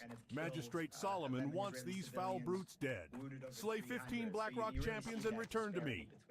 The Blackrock orcs have traveled from the Burning Steps and claimed Stonewatch Keep to the north. From there, they maraud the areas north of Lakeshire and keep its citizens in town, penned like cattle. Help rid Lakeshire of this menace. Kill these Blackrock orcs and bring me 10 of their battle-worn axes as proof. And although Blackrocks threaten us from the north, we've received reports of more in the southeastern pocket of Red Ridge. If you find any there, then they too should be hunted. I could really use a hand here, adventurer. With the town under siege, it's been hard to get supplies. My tools were being delivered from Goldshire by wagon, but the bridge was blown out. We put the tools in a boat, but the orcs hit it with a catapult. My toolbox sank right to the bottom of the lake. Retrieve my toolbox, adventurer, and I'll make it worth your while. I've been using so much iron keeping the Stormwind Guards outfitted, I don't have enough to supply the stable's horses with shoes. Take this note to Blacksmith Argus in Goldshire. It explains to him my problem and requests a shipment of horseshoes. An enemy of Stormwind has taken up residence in the eastern foothills of Red Ridge. This wicked villain uses the arcane to spread terror and misery upon our town and our people. Under the name Morganth, he conducts his evil business. Morganth now controls the Shadowhide Knoll clan to perform his biddings, as stated by the law of Lakeshire. Aiding a criminal of the kingdom is punishable by death. These vile gnolls must be killed. Turn in 10 Shadowhide pendants to me, and you shall be rewarded. These are trying times, adventurer. The township is under constant siege. Without reinforcements, we will certainly face defeat. The message I now entrust to you is of utmost importance. Get this report to General Marcus Jonathan of Stormwind immediately. Once your delivery is made, return to me at once with any news, be it good or bad. Now make haste. Lake Everstill is famous for its spotted sunfish. There's always demand for them, and I'm running low. Bring me a batch of 10 and I'll barter well for them. If you can't fish yourself, then maybe you can get them off the murlocs. Murlocs are becoming a problem. Larger groups of the fishermen are dropping anchor along the shores of Lake Everstill and fishing up a storm. We need them gone before they eat all the fish in the lake. Hunt murlocs. Bring me 8 of their fins and I might have something for you. Can you do me a favor? I've prepared a lunch for Guard Parker, but he's out on patrol. He's a big, strong Stormwind guard who can defend himself, but it's much too dangerous out there for a townsperson like me. So if you deliver his lunch for me, then come back here and I'll give you a free lunch. Parker patrols the stretch of road leading to Duskwood. So, Stoutmantle sent you? Well, I owe him. What I am about to tell you could cost me my life. The Defias gang is up to something big. Last I heard they were working in conjunction with various gnolls, kobolds, and even goblins. Take this note to Stoutmantle. It explains as much as I know on the subject. I find myself in quite a pinch here, adventurer. The bottles are close to running dry. The latest booze shipment is long overdue. The orc invasion has been held. Perhaps you can go to work for me? I need you to pick up a keg of Thunderbrew lager from Grimboo's Thunderbrew in the Westfall Hills, a cask of Merlot from Stormwind, a bottle of moonshine from Darkshire, and a skin of sweet rum from Goldshear. Bring those back to me, and I will see to it you are rewarded. Once again, my garden was trampled and pillaged. And I know the brute who is doing it. It's that forsaken boar, the one Marshal Maris has taken to calling Bellygrub. I won't be able to replant the daffodils until next season now. Ruined, all ruined by that one menacing boar. Put an end to that pest. Show me his tusk and I'd be happy to reward you. He seems to spend his time foraging in the fields southwest of Lakeshire, but occasionally he roams over here into my garden. Nothing would please me more than to make you some red-ridged meal. But there's a slight problem. During the recent orc uprising, I fed the entire brigade of Stormwind troops. My cupboard is now bare, but if you can provide me with the ingredients, I'd be happy to oblige. Just bring me 5 pieces of tough condor meat, 5 great Goratusk snouts, and 5 helpings of crisp spider meat. I need a target. U.S. military force to permanently, once and for all, destroy Iran's nuclear weapons program. Is the Supreme Leader himself a target? That spell isn't ready yet. The Israelis have made it very clear he is a target. And I think they're holding that in abeyance for now. And I'm warning the Supreme Leader that if he continues firing hundreds of ballistic missiles targeting Israeli civilians, then they will go up that escalation ladder. They'll not only hit nuclear sites and military security, but they'll go after economic targets and ultimately the Supreme Leader, who the Israelis target and kill at will. Is there any sort of catalyst that gets the U.S. more involved in this? Well, I think there are a couple. I mean, the first is that there's despite the really incredible operation that Israel has run that has surprised many analysts, there is a nuclear facility called Fordo, which is buried under a mountain, hundreds of feet deep, and contains Iran's enrichment facilities where they've been spinning centrifuges and enriching uranium. It's not clear that the Israelis are going to be able to take that site out on their own. They lack the 40,000-pound massive ordnance penetrators that the U.S. Air Force has. They lack the B-2 strategic bombers that you need in order to carry and drop that ordnance.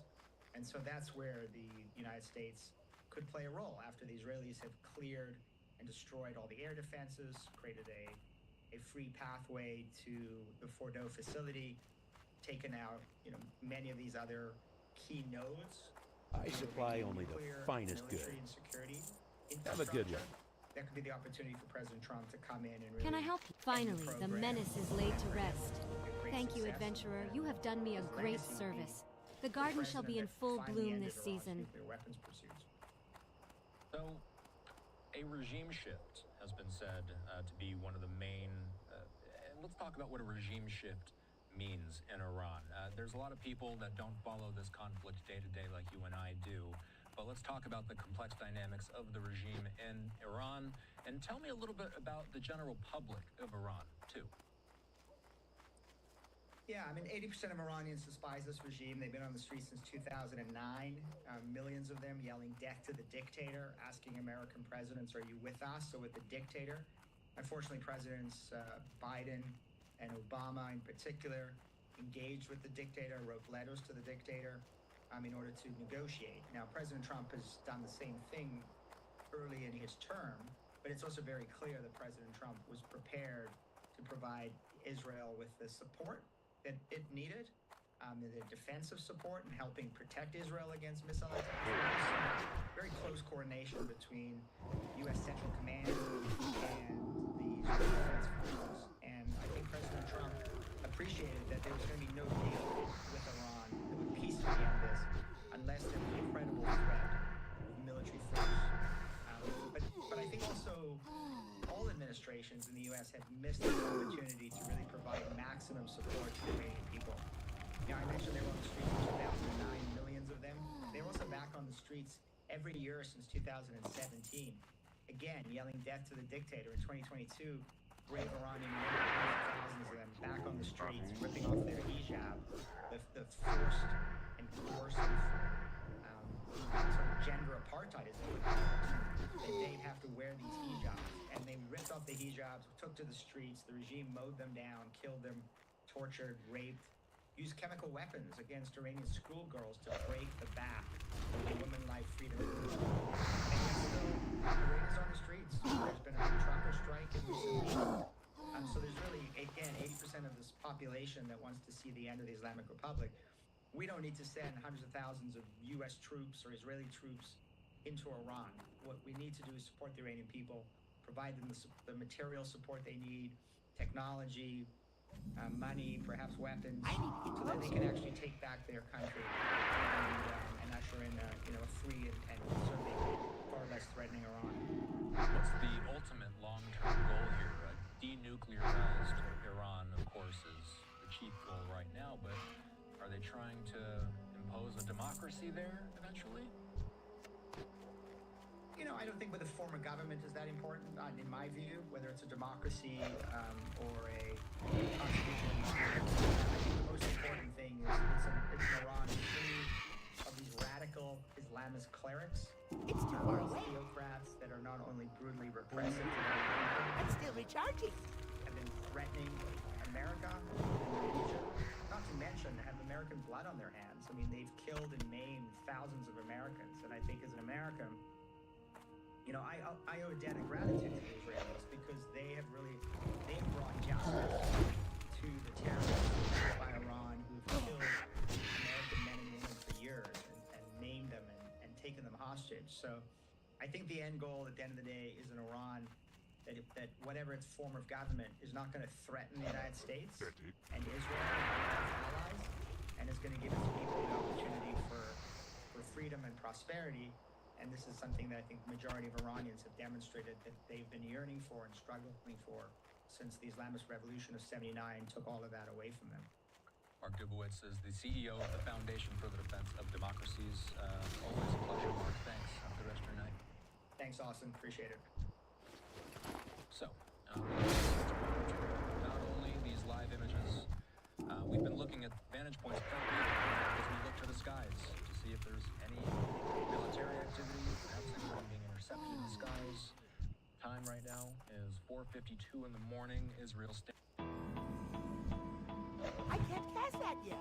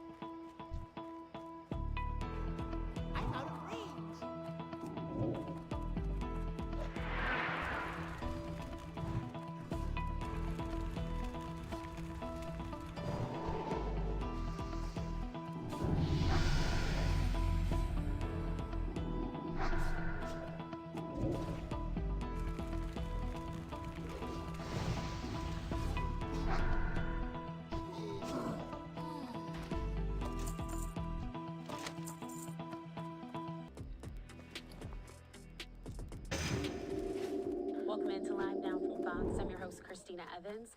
Let's now turn our attention to Minnesota as we listen to officials for the latest update and what they're calling a targeted attack where 2 state lawmakers were shot.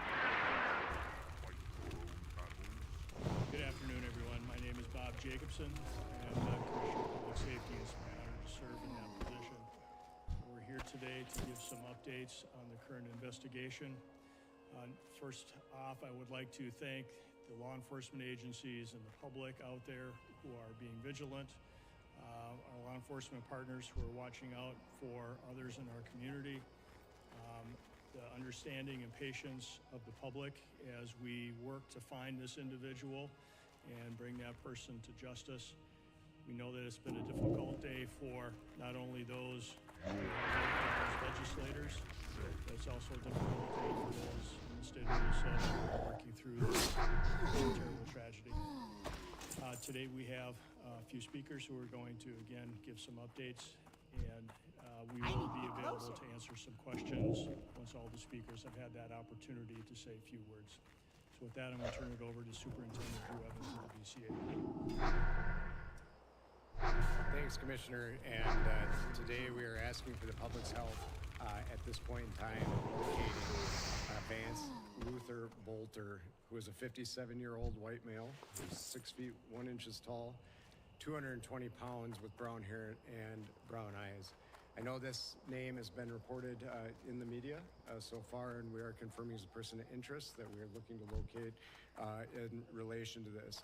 At this time, we would ask the public, if you do locate him, to see him, to call 911. Do not approach him. You should consider him armed and dangerous, and you should call 911 immediately with the information.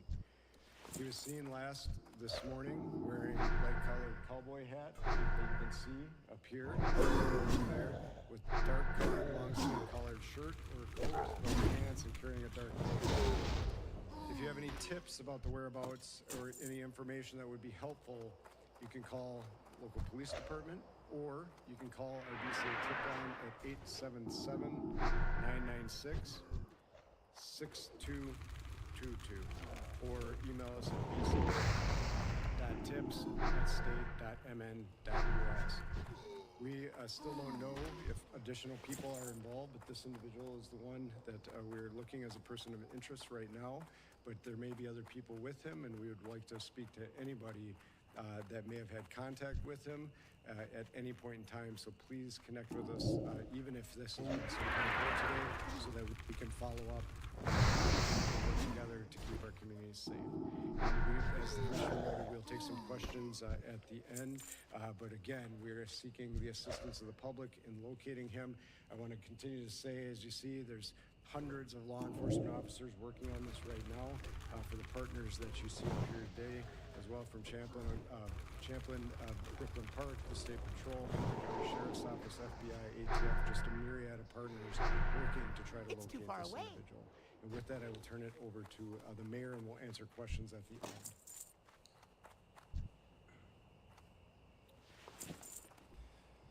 So hi, my name is Hollis Winston, Mayor of the City of Brooklyn Park. First, I want to extend my prayers to the Hoffman family, but also to the Hortman family as well. You know, there will come a time down the road for healing within us as a community, but right now, I think what's required is a calming words and rhetoric.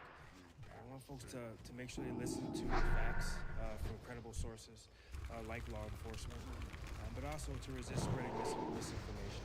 And then again, asking folks to listen to law enforcement in general when law enforcement has those specific asks. In Brooklyn Park, in Champlin, and our surrounding communities, in fact, the state, we're very much a family. The Hoffman and Hortman families are very much our family. And so our prayers continuously go out to them. And it's very much a time for us to come together as a community and as a family. I think people need to see it that way. I want to thank law enforcement, Governor Waltz, Mr. Jacobson, Sheriff Witt, FBI, various counties, local law enforcement, even with our city of Brooklyn Park, we're seeing a ton of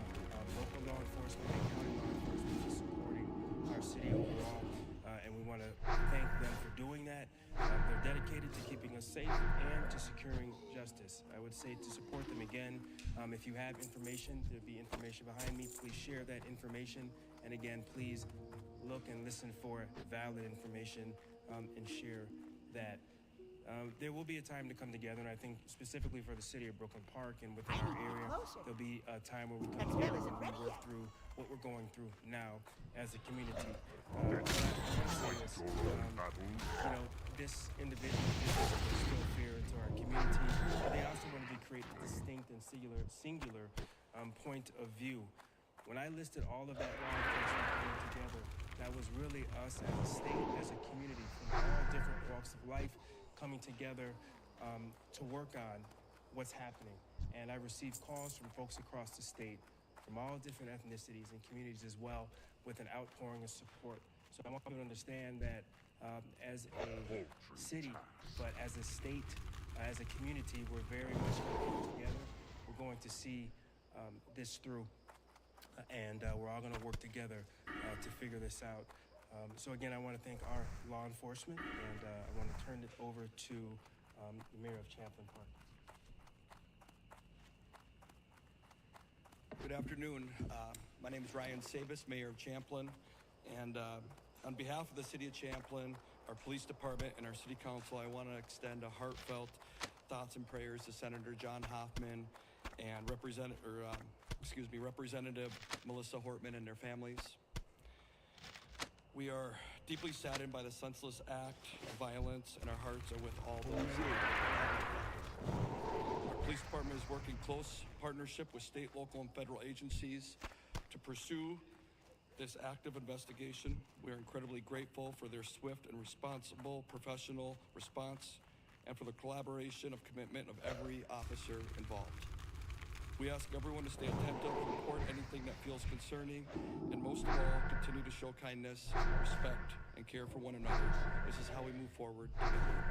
And again, thank you all for being here. And again, I think Mayor Winston said it well that Hoffman family and Horton family are very much part of our communities, part of our fabric of our communities. And we really wish the families all the best. Thank you.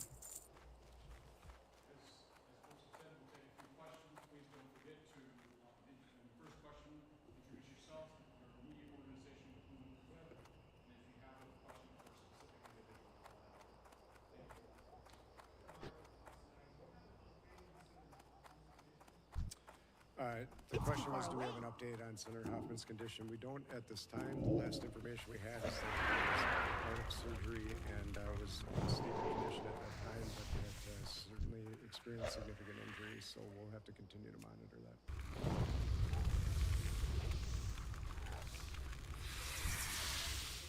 He's a suspect, one in the same.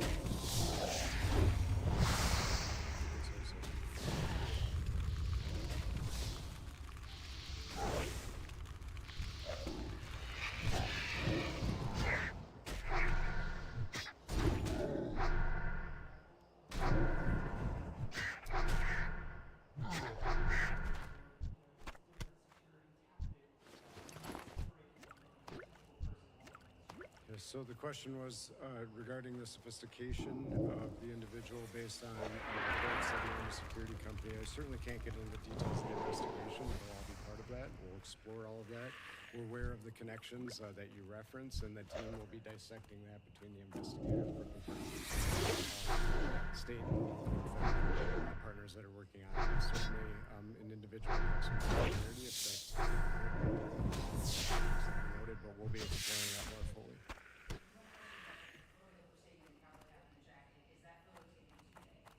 That photo is today. The question is it from a ring camera? It's not. This is from a business, so this is at a business location. We believe, as noted, we believe he's still in at this time. He was in the Twin Cities area, and that we're continuing to follow up on that. We believe he's working to potentially flee the area, and so that's why we're sharing that with that information now, so that we can safely have.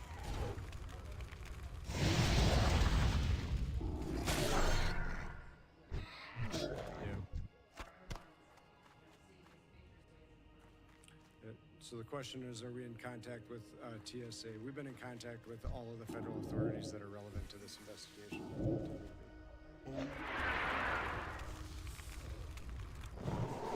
The question is, can I share the time and location? This was this morning when this was taken. It was I don't in the have city a target. That's still recharging.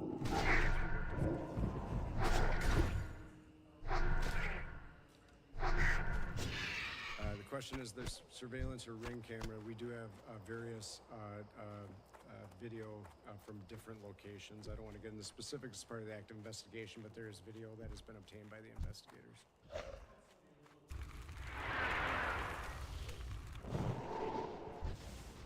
So, yeah, we can. The question is, can we talk about some of the other locations? You know, because their teams are very active as part of an active investigation, I can't talk about the specifics. What I will tell you is the two locations you noted in Minneapolis and in Green Isle, they are related to this investigation and the follow-up that the teams are doing.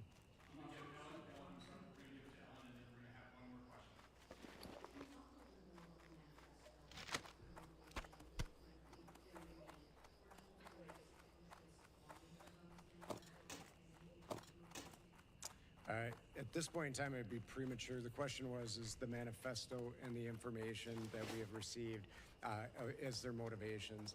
We are working diligently on that. There's certainly some indications within that, but there's not specifics enough. We have been, this is a very active and fluid investigation. Throughout the day, as you've been waiting and these teams have been out working out in the field, and they have been gathering more documents and information. So it would be premature for me at this point to really say exactly what the motivation might be from these writings, but we will be continuing to work on that and provide that information when we're able.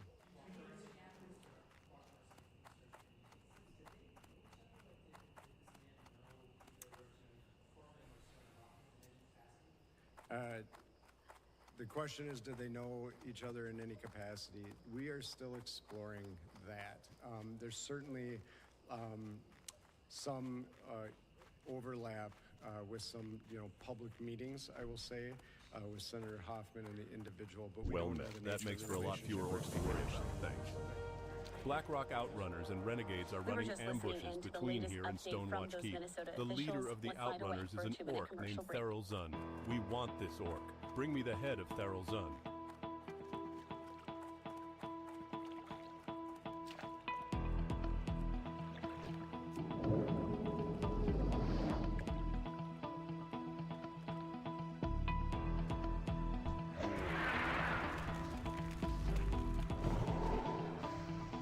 I don't have a target.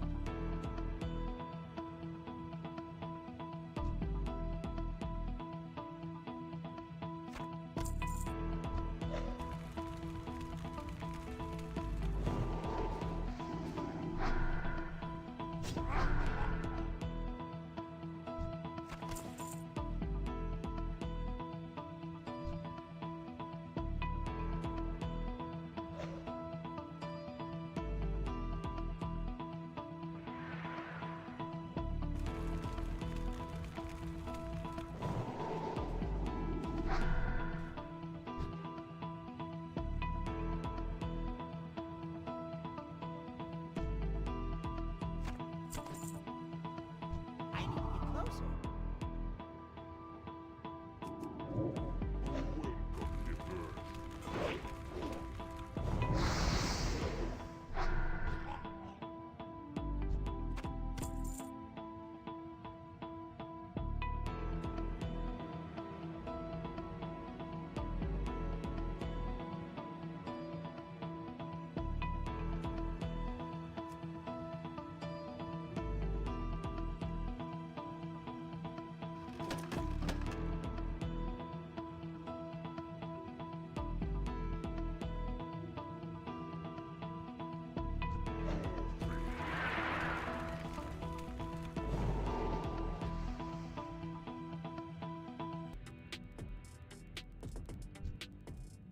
All right, welcome back to Live Now. I'm Austin Westfall. President Trump speaking earlier today at the military parade in D.C. Let's listen to what he had to say.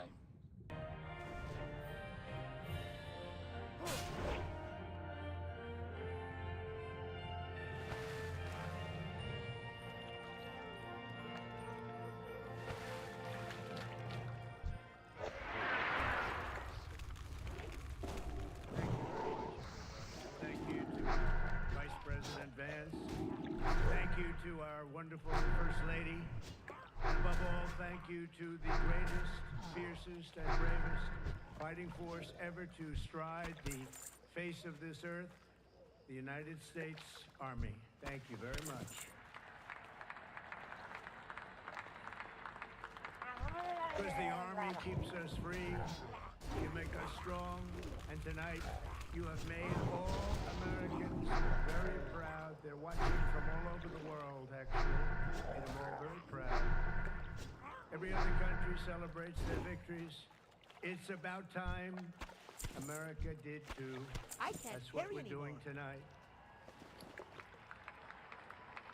And watching this Inventory magnificent is full. display, our souls are filled with gratitude for every generation of warriors who have worn the uniform all the way back to the very beginning. So to every veteran across our land, and right here in our nation's capital, including 6 recipients of the Congressional Medal of Honor, we love you, we honor you, and we salute your noble service to our flag and to our country. As we celebrate tonight, we also think of the hundreds of thousands of Army soldiers who have made the supreme sacrifice for our nation.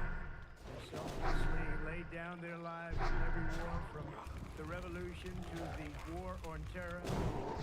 To the Gold Star families with us today, the courage of your heroes is the bedrock on which our entire nation stands. We thank you. Yes, we thank you.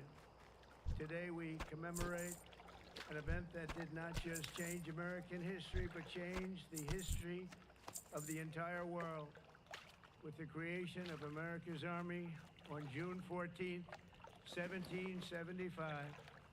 Liberty got its shield and the freedom got its sword.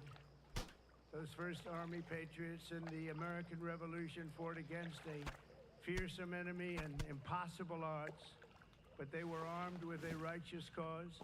They were led by a truly great man, General George Washington, and they were united by an eternal creed. I can't cast Their that motto yet. was victory or death. Over the past 2.5 centuries, our warriors have shown unrivaled valor on fields of battle around the globe. With the frostbitten feet and bloody fists, they have marched into the flames and fury of combat, charged up mountains, stormed beaches, waded through torrents of gunfire, and leapt into skies thick with smoke and shrapnel.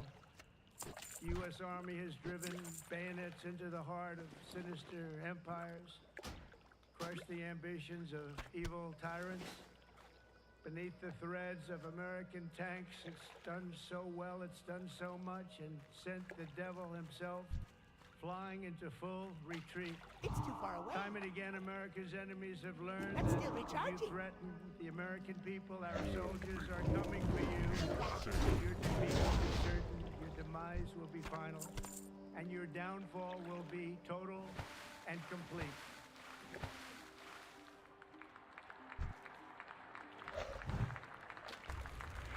Because our soldiers never give up, never surrender, and never, ever quit. They fight, fight, fight, and they win, win, win.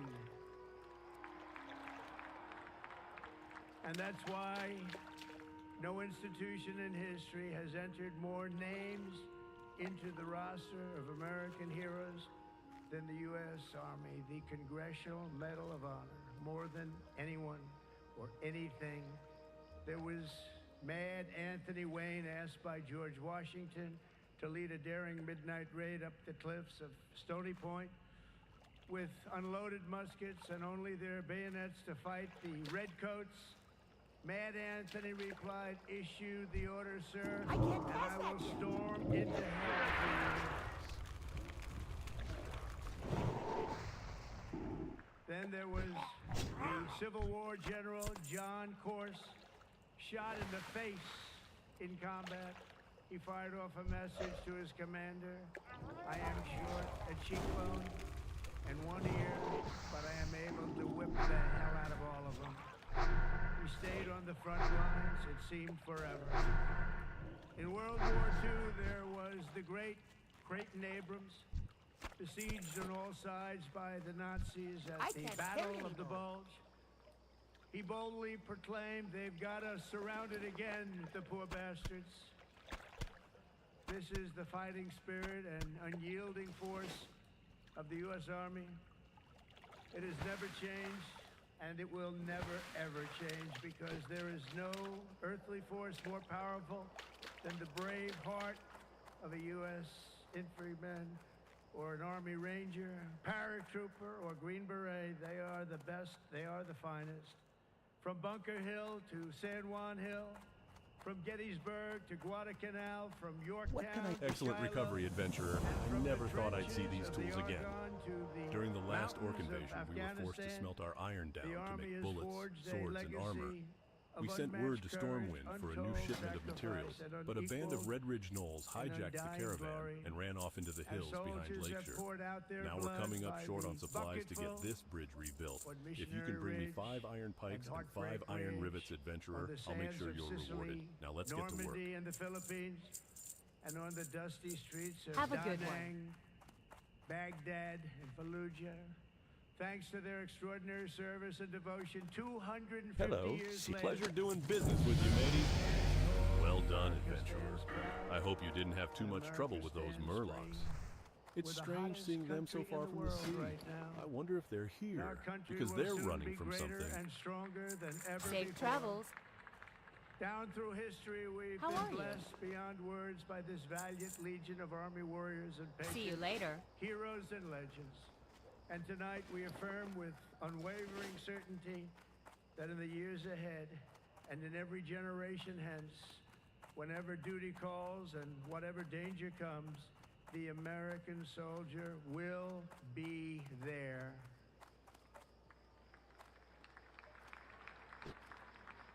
No matter the risk, no matter the obstacles, our warriors will charge into battle. They will plunge into the crucible of fire, and they will seize the crown of victory, because the United States of America will always have the grace of Almighty God and the iron will of the United States Army. Congratulations to everybody. We love our country. We've never done better. Thank you. God bless you. God bless the Army, and God bless America.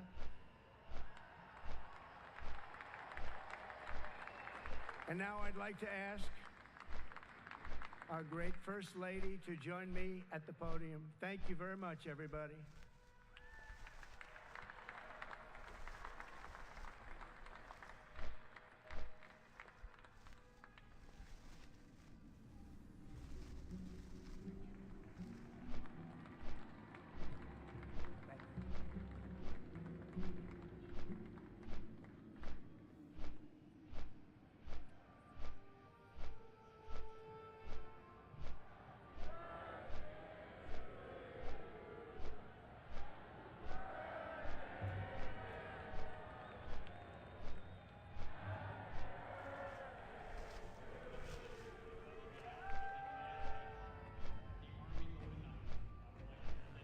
This flag, which was flown over our nation's capital in free fall during the Army's 250th birthday celebration.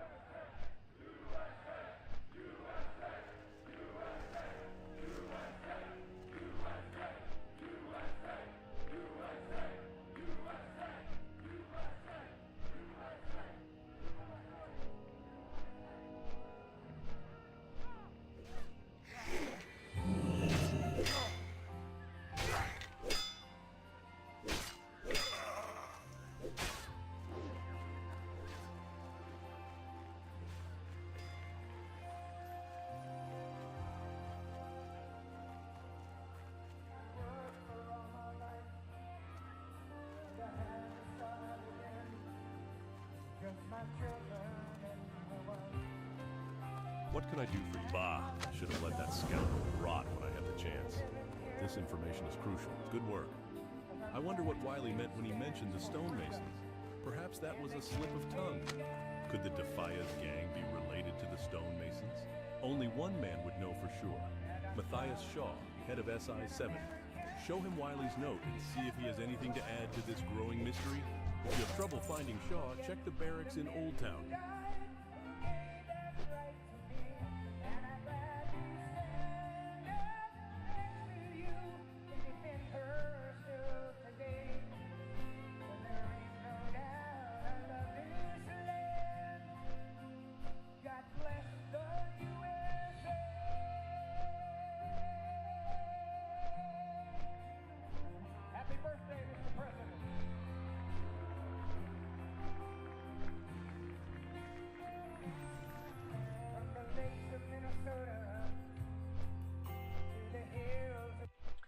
President Trump speaking earlier today in D.C. Let's take a break. Back in 2 minutes.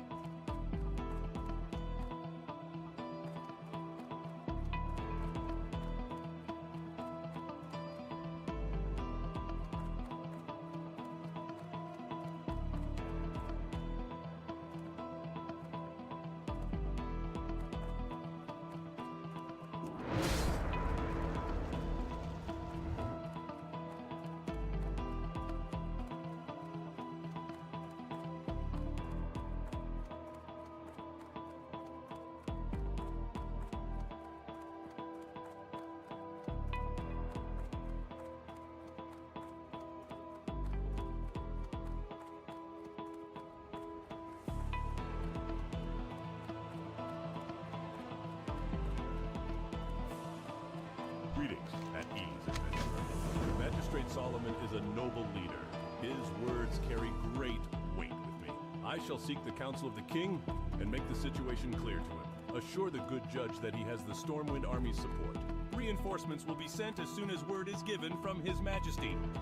While I wait for a response from the king, I want you to carry this letter to Magistrate Solomon.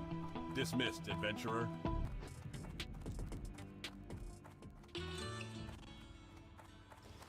President Trump, First Lady Melania Trump in attendance, Vice President Vance, Secretary Hegseth. Millions of pounds of military hardware rolled down the U.S. Capitol's streets.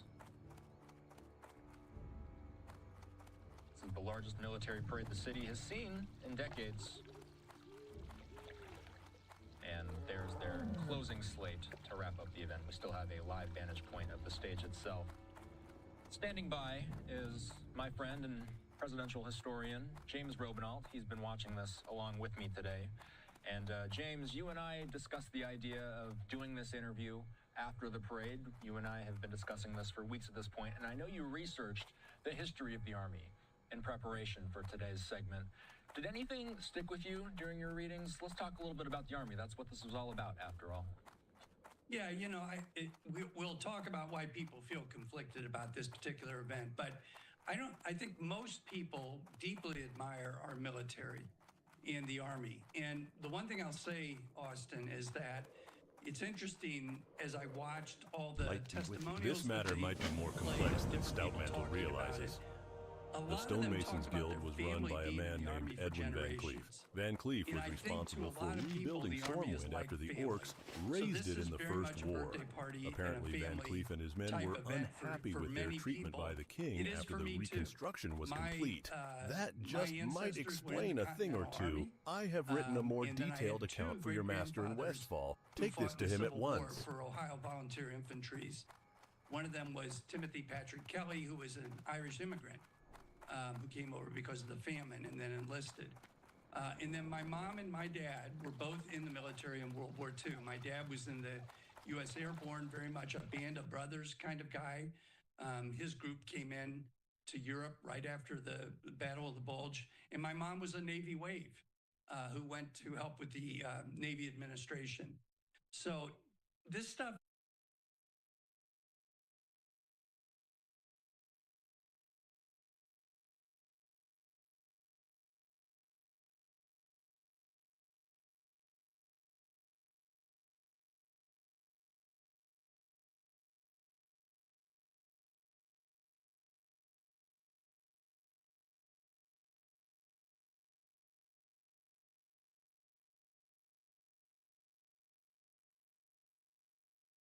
So why do so many homes in Maricopa County need a flooring replacement? The number one reason is not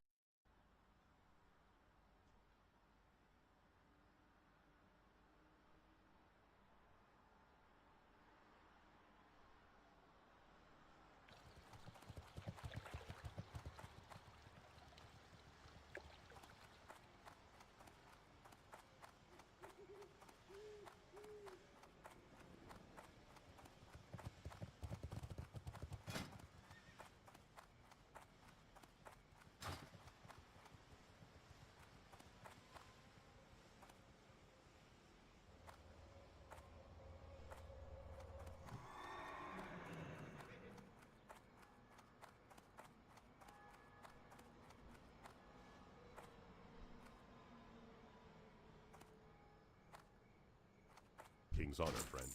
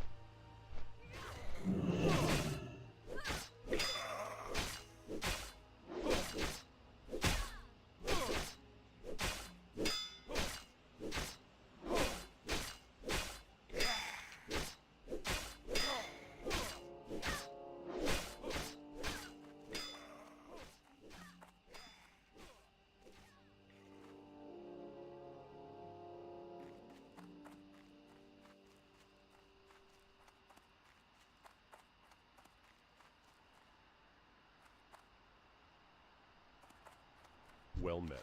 Edwin Van Cleef.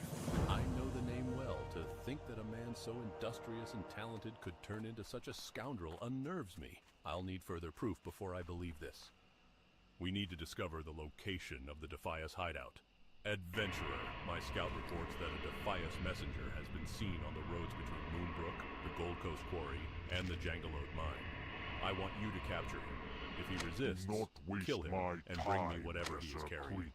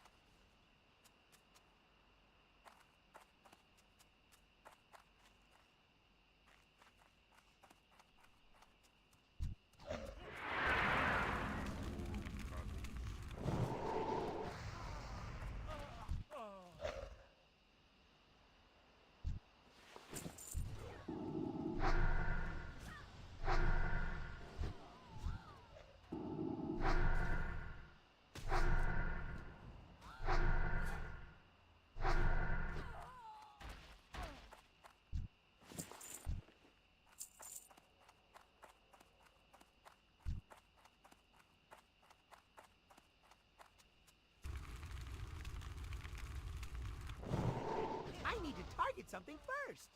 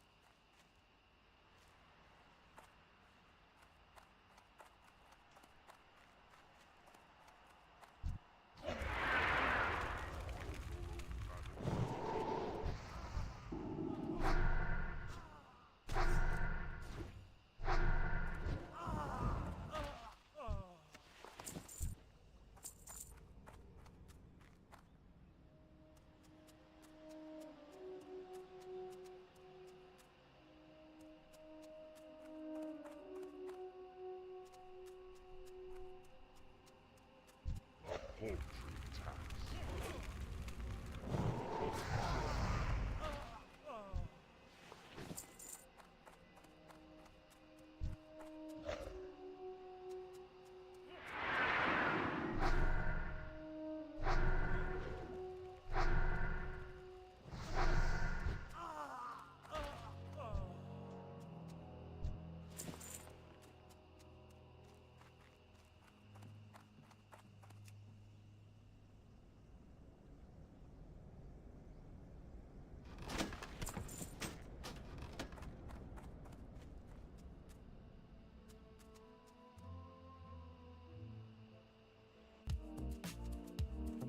Welcome, diverse.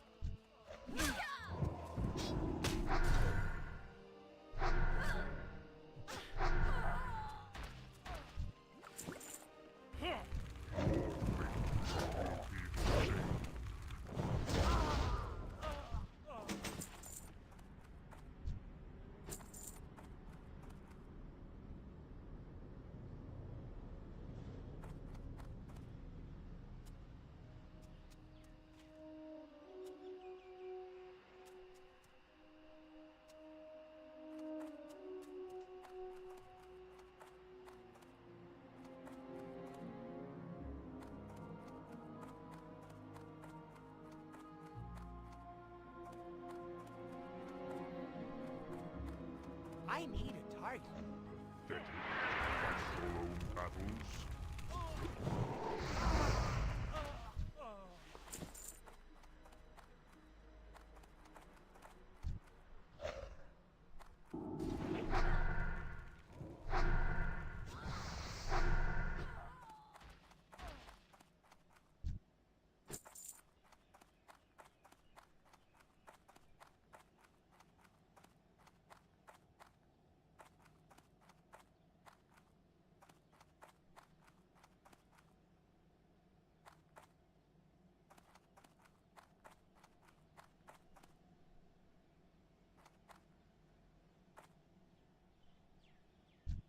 Paltry tax.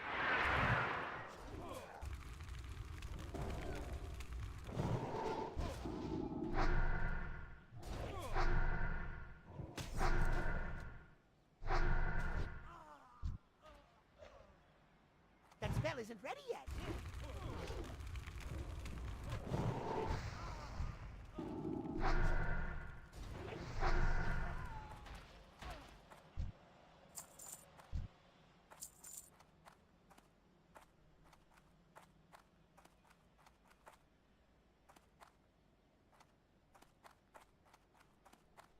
Hey there.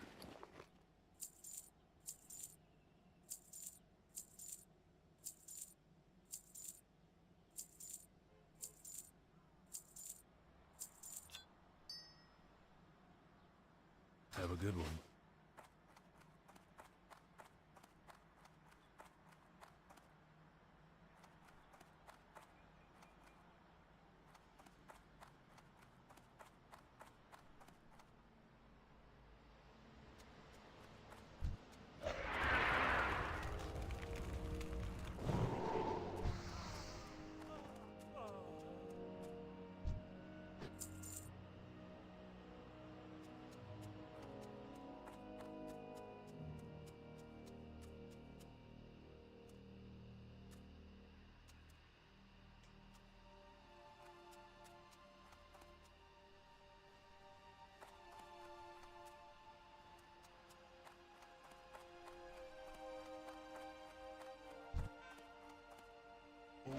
welcome debris.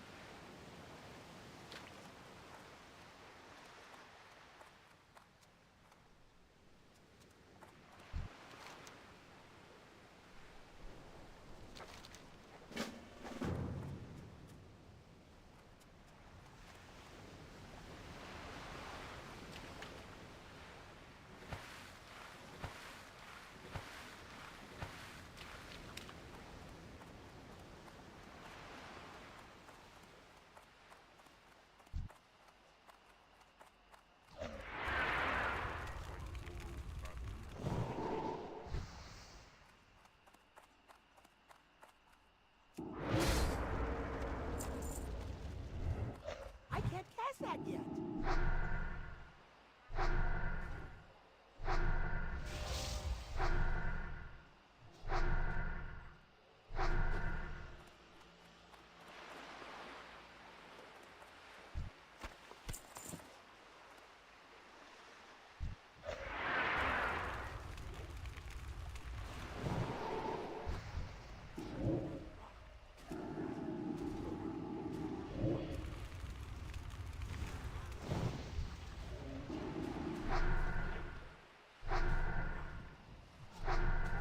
I can't do that yet.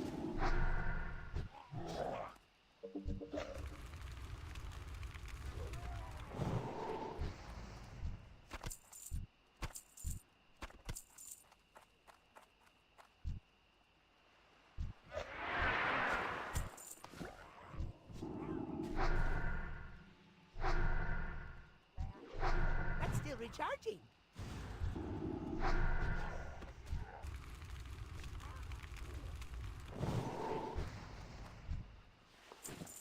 Your fate will be the same.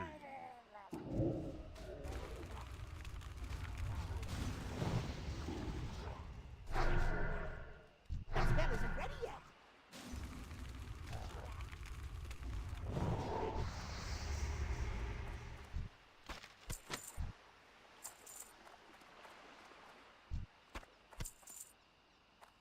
I can't cross that yet.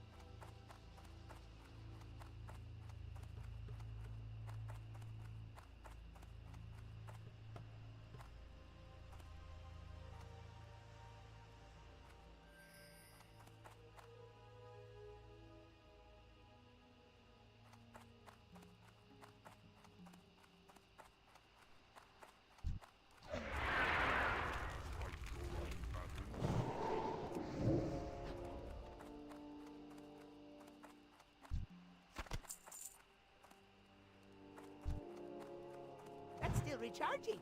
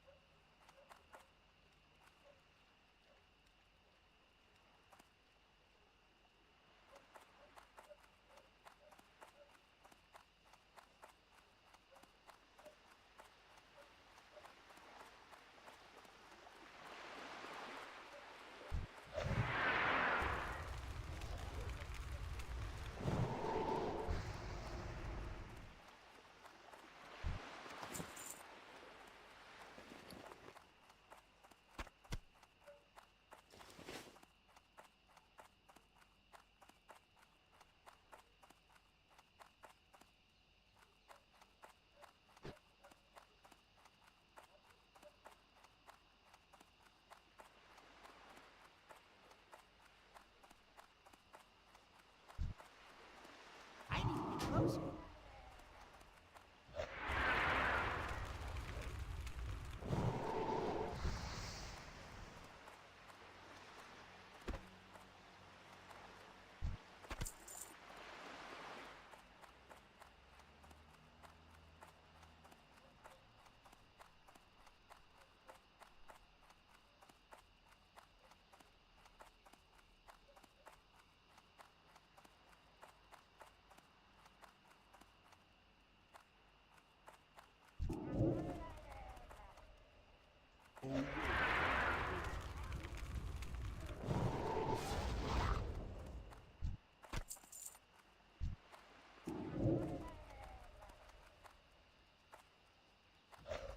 That spell isn't ready yet.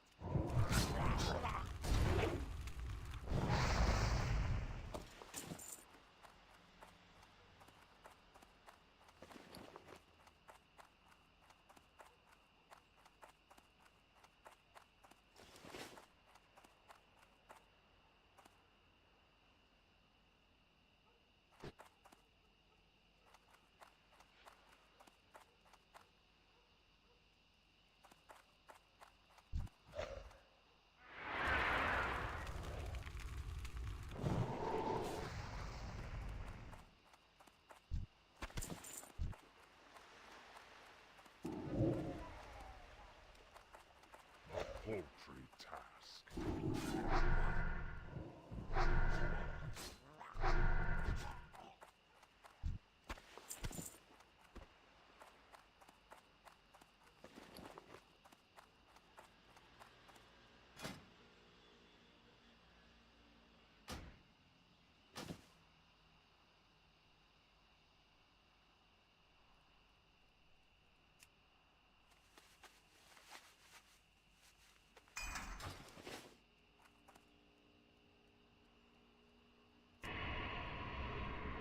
Life's full of coulda, shoulda, wouldas.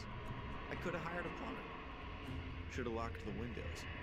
Woulda bought a better toaster if I knew this one would What detonate. happened to For your as low as brain? $5 a month, Lemonade Renter's Insurance will protect all your stuff from those times you coulda, shoulda, woulda, but didn't. Get a quote at lemonade.com/renters. I don't have a target.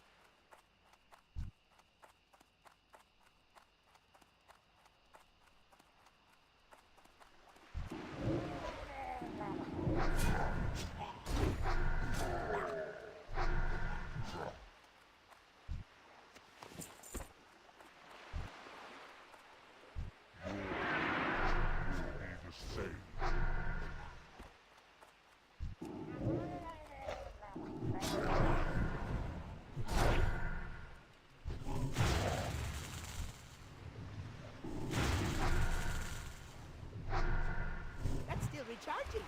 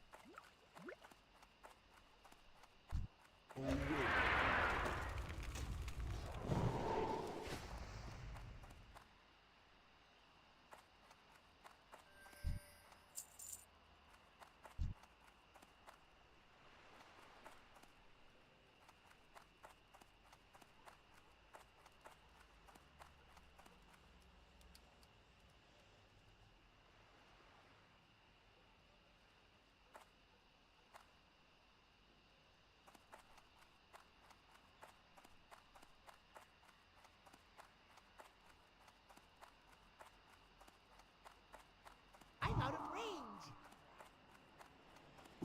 I can't cast that yet. That spell isn't ready yet.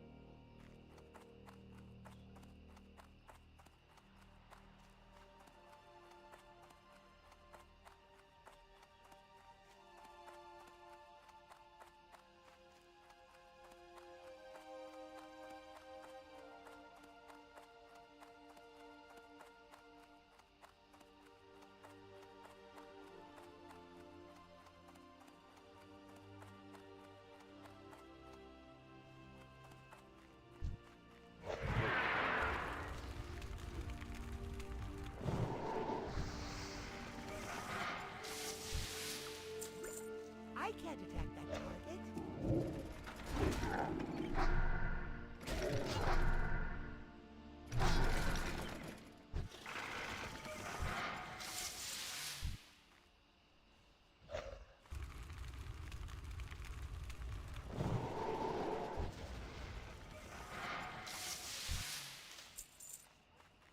Your fate will be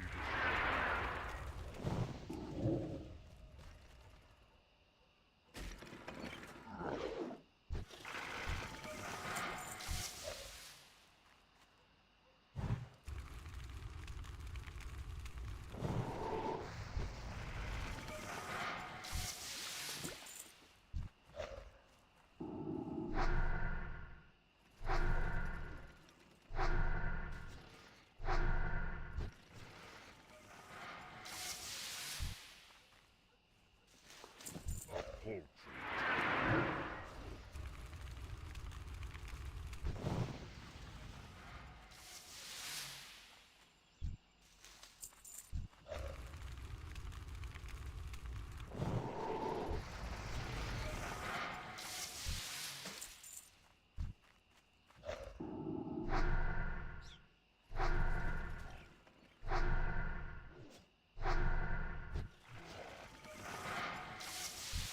Inventory is full.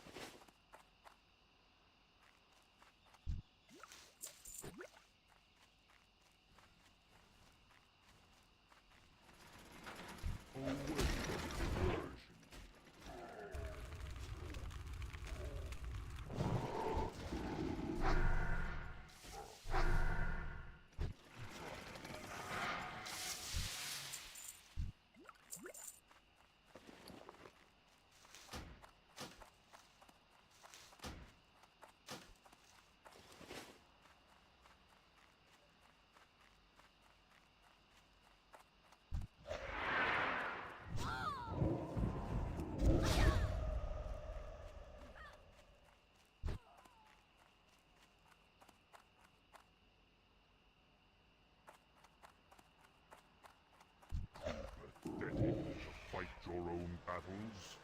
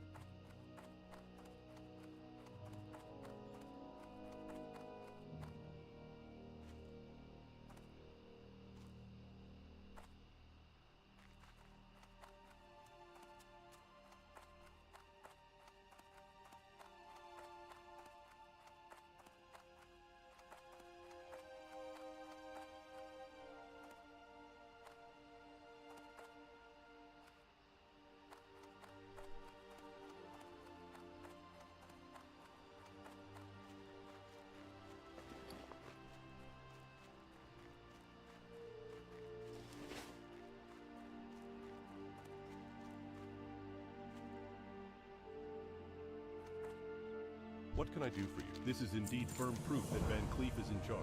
Now all we need to know is where the Defias gang is hiding out. We've had a stroke of luck while you were gone. We captured a thief trying to steal Saldean's wagon. He has promised to lead us to the hideout in exchange for his life. I want you to defend the traitor so he can reveal the hideout. Return to me once you have uncovered the location. Your worth to the People's Militia has been validated by your brave acts thus far. Some Defias have eluded us. My most trusted scout reports that these Defias have been looting and pillaging the countryside all the way into southern Westfall. We believe they are hiding out in the Dagger Hills, plotting their next move. Slay the wretches in the name of the People's Militia.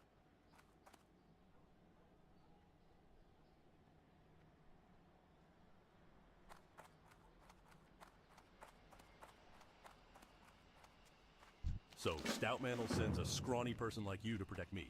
Guess you'll have to do. Better bring some friends, too. You know the deal, right? You watch my back and I'll take you to the Defias hideout. But you better be close by my side. The Defias gang wants my head now.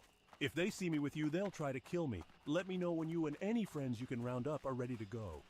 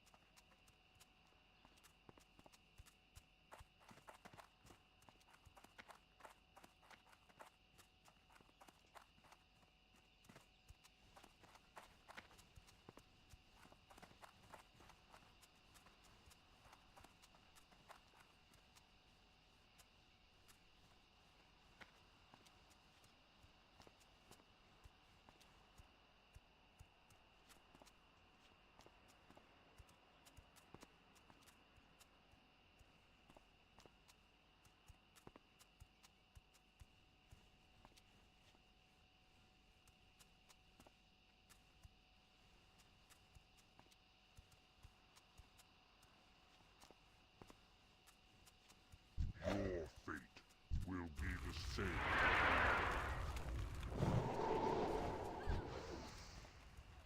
I need to target something first.